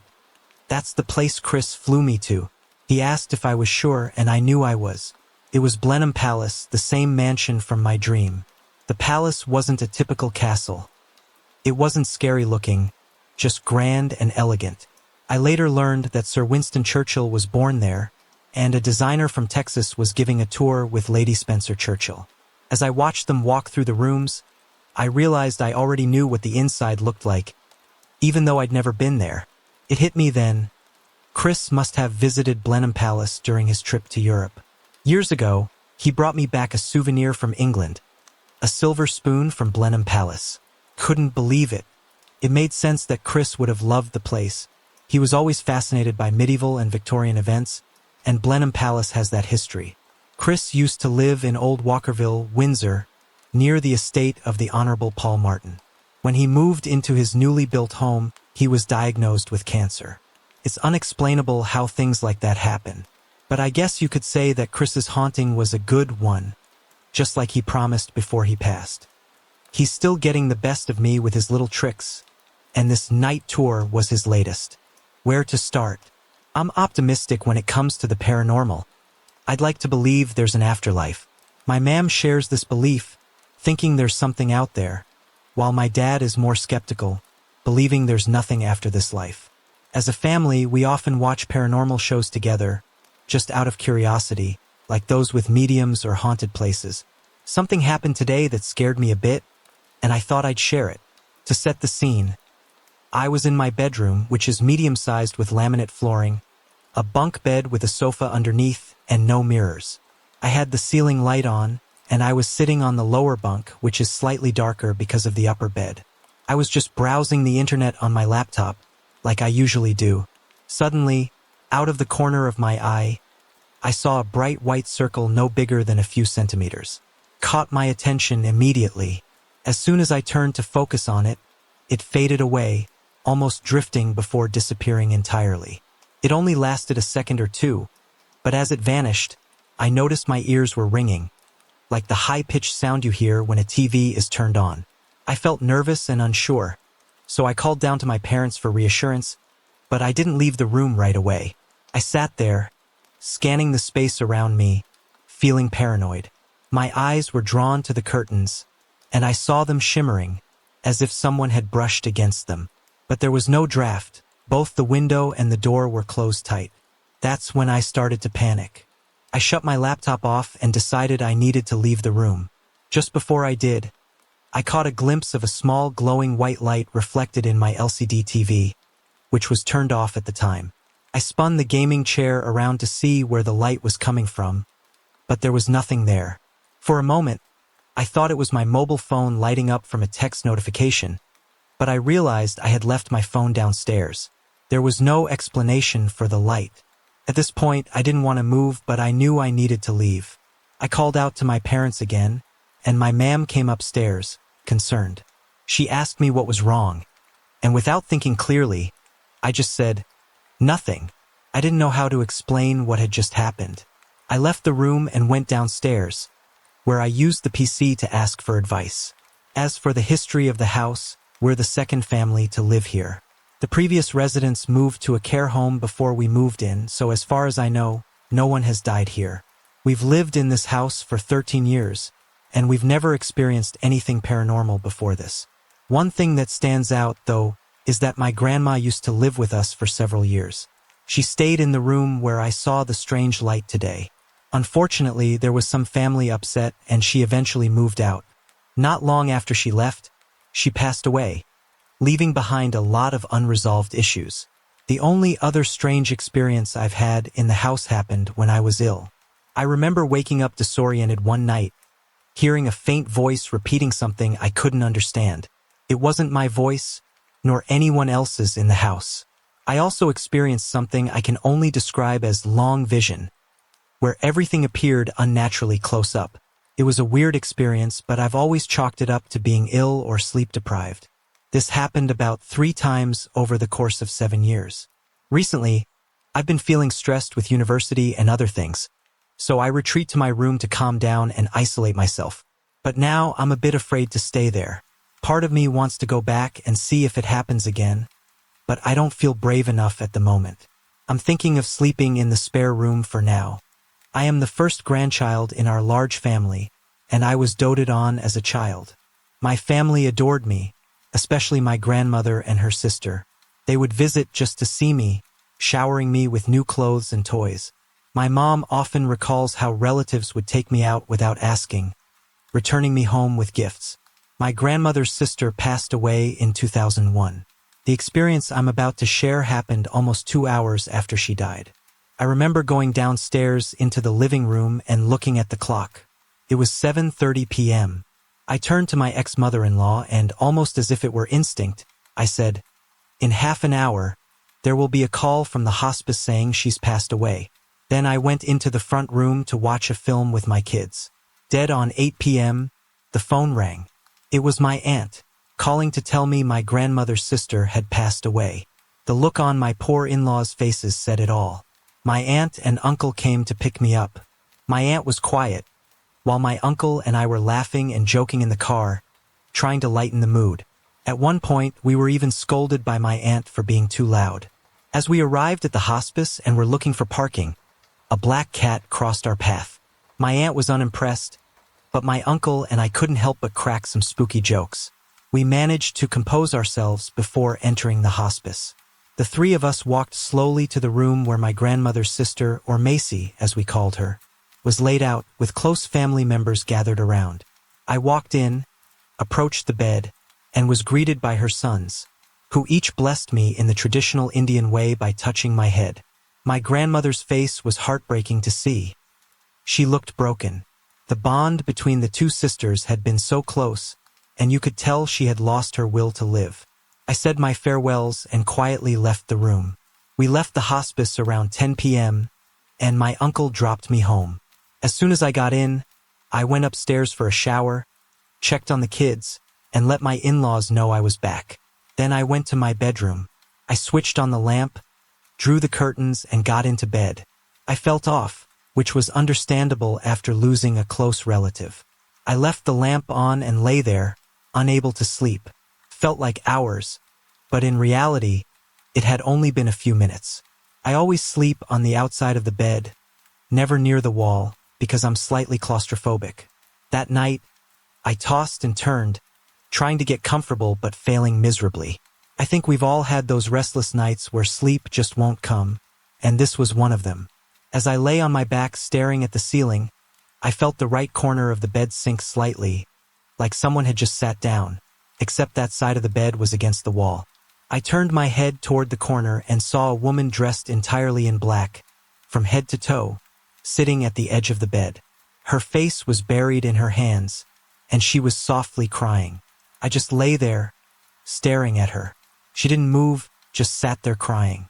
I slowly sat up in bed, keeping my eyes on her the entire time. I wasn't frozen with fear. I could move, but I was completely transfixed. I don't know how long I sat there watching her, but eventually, I decided to get out of bed. I moved very slowly, first sliding my legs out from under the covers. Now sitting on the edge of the bed, I stood up, but instead of walking straight toward the door like any normal person, I walked sideways like a crab, never taking my eyes off her. I was terrified that if I looked away, she might move. I reached the door, opened it, and bolted downstairs. I told my mother-in-law what had happened. She was already freaked out by the phone call earlier, so this only made her more unsettled. Later, I told my mom and grandmother about the experience. They didn't say much, just looked at each other in a knowing way. A year after my grandmother's sister passed away, my grandmother also passed. The two sisters had been incredibly close, and it felt like my grandmother had given up on life the night her sister died. 2003 was a tough year for my family. My cousin Daniel died from cancer at the age of 9 on June 23rd, and just a few months later, on December 1st, my granddad passed away. I was very close to both of them. Daniel, being the same age as my little brother, felt like another sibling to me, and my granddad and I had a special bond. I was his little girl. My granddad had been ill before he died, also battling cancer, but he ultimately passed away from a stroke. I've always felt that losing his 9-year-old grandson was too much for him to bear, and in a way, he just gave up. I have only one nice picture of my granddad. It's a small photo that sits tucked into the corner of a larger frame, which holds a picture of my siblings and me. For 3 years, my granddad's picture kept falling out of the frame, no matter how firmly I placed it inside. But then, after some time, it just stopped falling out. That's when the strange things started happening.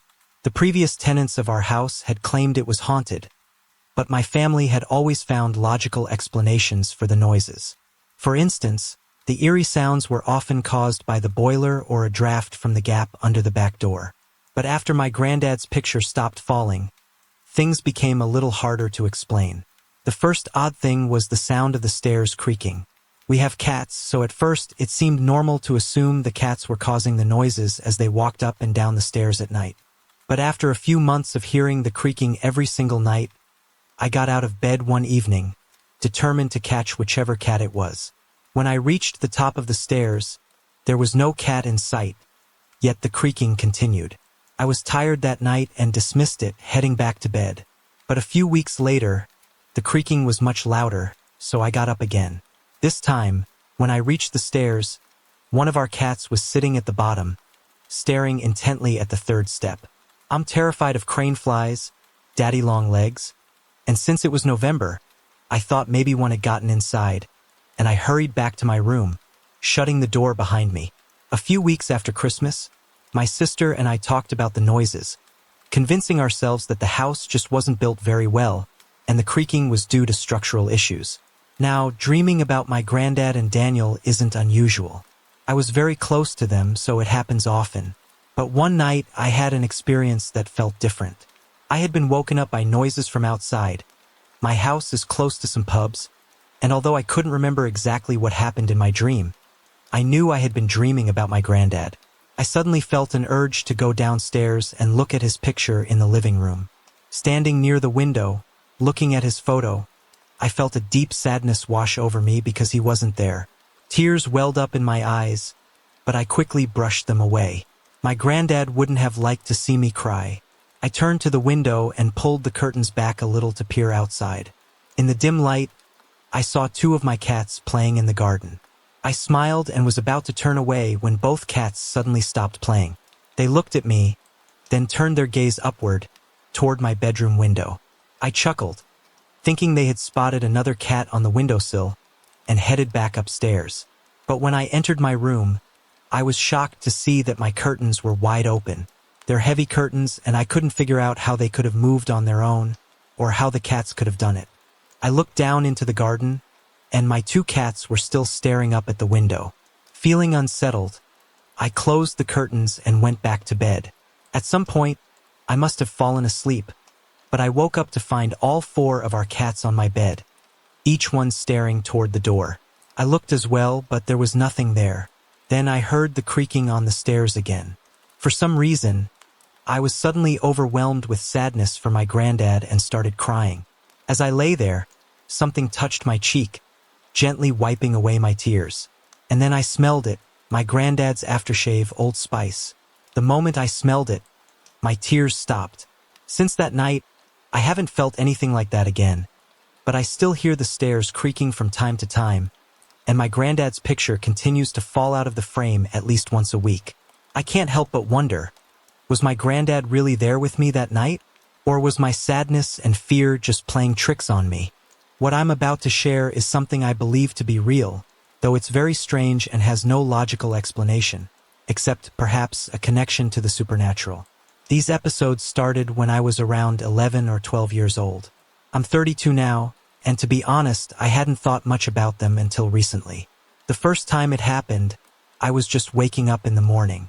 You know that calm feeling when you're just taking in your surroundings? That's where I was, opening my eyes, lying in bed, when I saw something strange. Directly in front of me was the head of an old man, with a long white beard. The head was floating at a height that would have made sense if it were attached to a body, but it wasn't. His face was just observing, his eyes blinking, as though he was simply watching me. Strangely, I wasn't scared. I felt calm. I closed my eyes, hoping it would be gone when I looked again. But it wasn't.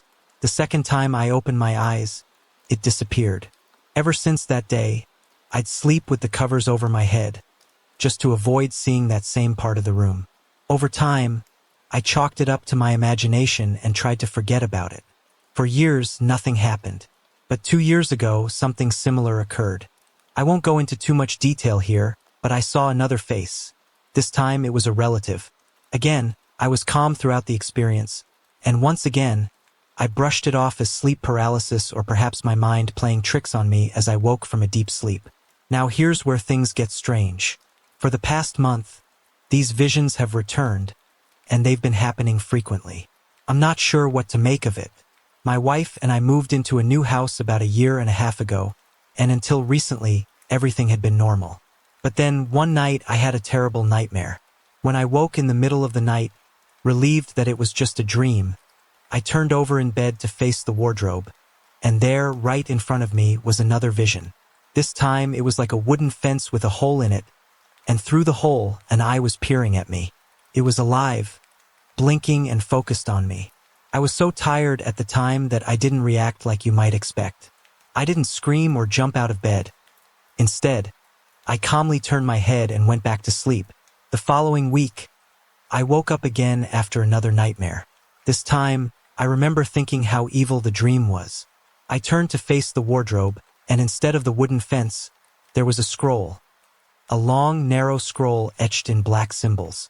It was so dark that it stood out in the room as if it was glowing.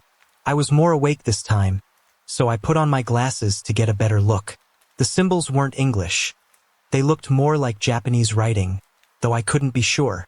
I stared at it for about 20 seconds, watching as the scroll slowly drifted away, like someone was erasing it from a chalkboard. Even when it disappeared, the image stayed burned into my eyes, like when you stare at a light bulb for too long and still see the imprint when you close your eyes. Was this real? Then, last week, something happened again. As usual, I woke up after a bad dream and turned to face that familiar dark object. But this time, I was drawn to a more colorful image to its left. It was my grandfather. He was smiling at me. I don't know why, but I called out, "Are you really there?" Not expecting an answer.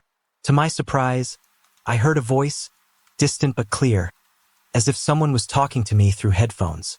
"Yes, Paul, I am," it said. For some reason, I felt relief and I went back to sleep. Last night was my most recent vision, and now I've had 4 of them over the span of a month.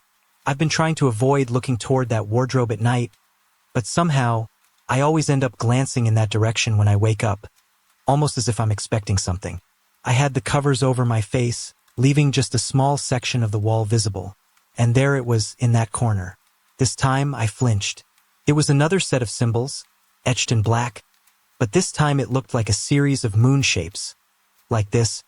Eventually, the symbols faded, floating upwards, just like the previous scroll had. So that's my story so far. I'm not sure if what I'm seeing is real or if it's some kind of sleep paralysis. I honestly don't know what to think. I've never been an expert on ghosts, and I wasn't particularly interested in the supernatural until these recent events started happening. Has anyone else experienced anything like this? This isn't one of my personal experiences, but something that happened to my nan and various other family members over the years. My nan and granddad dealt with what I believe to be poltergeist activity, and it caused a lot of trouble for them. One incident in particular happened a few years ago when my mum was at my nan's house, getting my granddad's dinner ready. My nan was at work at the time, so my mum was alone in the kitchen. She went into the cupboard to get a saucepan. The saucepans were stacked securely at the bottom, but suddenly, they just flew out at her. There was no way they could have fallen on their own. They were stacked too tightly. After that, she sat in the living room, waiting for the dinner to cook, when she heard footsteps coming down the stairs. Thinking my granddad had come home from work early, she went to check, but no one was there. Puzzled, she returned to the living room. The footsteps echoed again, and this time, she panicked, running outside to wait for my granddad. After that day, she refused to stay in the house on her own. My nan, on the other hand, experienced even worse things. One day, while doing the washing up, she turned around and saw a couple of china plates that were hanging on the wall above the fireplace fly off, as if someone had thrown them. Another time, she saw the doorknob turn by itself. The door leading to the hallway slowly opened, then closed. As she watched in disbelief, the door on the other side of the room did the same, opening and closing slowly. She even felt a breeze, as if someone had just walked past her. One morning, my granddad had his own encounter. He was in the bathroom, shirtless, when he felt a pair of ice-cold hands touch his back. Naturally, he jumped, running downstairs to ask if it had been my nan playing a prank. But when he asked her, she said she had been downstairs making breakfast the entire time. My nan, my father, and my uncle all experienced similar things at the top of the stairs. On several occasions, they felt hands pushing them, causing them to stumble down a few steps. Thankfully, no one was seriously hurt, but it could have been much worse. There's a bit of history to my nan's house. An old man used to live there, and when he became too ill to climb the stairs, they moved his bed downstairs into a separate sitting room. In his old bedroom, he used to spit tobacco on the walls, and even years later, some family members would claim to smell tobacco or hear strange noises like the jingle of keys or the soft playing of a keyboard in that same sitting room. Another strange occurrence involved a clock my nan kept in her living room, mounted high on a shelf. One day, a distinct crack appeared across the face of the clock, running from the bottom to the top. When she replaced the clock, the new one cracked in exactly the same way. It happened with every clock she replaced, and only when someone was alone in the house or when it was just my nan and granddad there. There was also an incident involving a fireplace brush my nan kept on her windowsill. It was a black cast iron figure of what looked like a tribal person, with bristles forming a sort of skirt and earrings in both ears. One day, my cousin pulled the earrings out and lost them. My nan put the figure back on the windowsill. A few days later, my aunt was sitting on the sofa near the windowsill when the brush suddenly flew off and hit her in the head. Luckily, she wasn't hurt. After that, my mum took the figure to our house because we had an open fireplace too, but nothing out of the ordinary happened. We eventually assumed that it wasn't the figure causing the strange activity. It was my nan's house. These strange occurrences went on for about 12 to 15 years. It got so bad that my nan went to the local church to ask for help. She spoke to the priest, and he came to her house, blessing every room with holy water and saying prayers. Fortunately, the blessing worked. My Nan still lives in that house, and since the priest blessed it, the activity has completely stopped. I have more stories to share, but perhaps I'll save those for another time. Thank you all for taking the time to sit and read this. If you're dealing with an unwanted guest in your house, take note of what my Nan did. It really worked. Until I was about 5 or 6, I lived in a house in Birmingham that wasn't in the best area. Eventually, we moved out, and the house was demolished to make way for a small industrial park. Pretty normal stuff, right? But that house was the center of some eerie events, mostly involving me and my mom, and they often seemed to revolve around my deceased grandmother, who had passed away about 15 years before I was born. My mother often tells a story about how I would disappear into my room for hours at a time, only to come back and tell her that I'd been playing with a lady. Naturally, she assumed it was just an imaginary friend, as many kids have, and didn't think much of it. After all, what else could it be? But one day, my parents took me to visit my maternal grandfather's house, and I saw a photograph I'd never seen before. According to my mom, I pointed to the woman in the photo, my grandmother, and said something like, "Mom, look, that's the lady I play with." That moment shook my mom. It wasn't that she didn't believe in ghosts, but the idea of me playing with her dead mother terrified her, especially since I had never seen a picture of my grandmother before. This was before I was old enough to sit through family photo albums. My mom had always felt her mother's presence in that house, particularly in the kitchen, where she would often feel a sense of someone watching her while she cooked. So, when I identified the woman in the photo as my playmate, she immediately believed it had been her mother looking after me when she was too tired to deal with a young child. It was like having a supernatural babysitter. But not all of the experiences were comforting. There's one incident in my bedroom that still terrifies me to this day when I think about it too much. I was around 4 or 5 years old, unable to sleep, lying in bed, bored. I decided to get up and read a book by the light from my nightlight. I sat quietly on the floor, trying to make myself tired enough to sleep, when I heard heavy footsteps coming up the stairs. They were slow but deliberate, heading toward my door. Thinking I'd get in trouble for being up so late, I panicked, jumped into bed, and pulled the covers up to pretend I was asleep. The footsteps stopped just inside my room, and I cracked my eyes open slightly to see if whoever it was had bought the act. What I saw chilled me to the bone. A man was standing in my room, his face hidden in shadow because his back was to the light from the hallway. He looked wild. His hair was disheveled, almost like a twisted halo around his head, and I think it was red. He wore a long, untucked shirt over his trousers, but his whole figure seemed like a silhouette in 3 dimensions. The only color I could make out was around the edges where the light hit him. Even now, when I try to picture him, my mind recoils, and it takes me a while to calm down.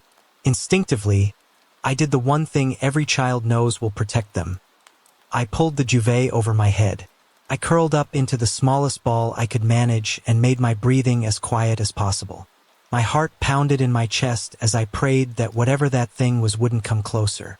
Every time I closed my eyes, it was as if the image of the man was burned into my eyelids. So I kept my eyes open until they watered, just to avoid seeing him again. I was utterly petrified, too terrified to even call for help. No sound would come out. Eventually, I must have either fallen asleep or passed out from sheer terror because I woke up the next morning to a bright, monster-free room.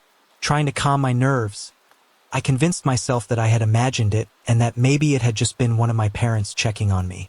So, I asked them the next morning if either of them had come into my room. Their answer? No. Both of them had slept soundly through the night.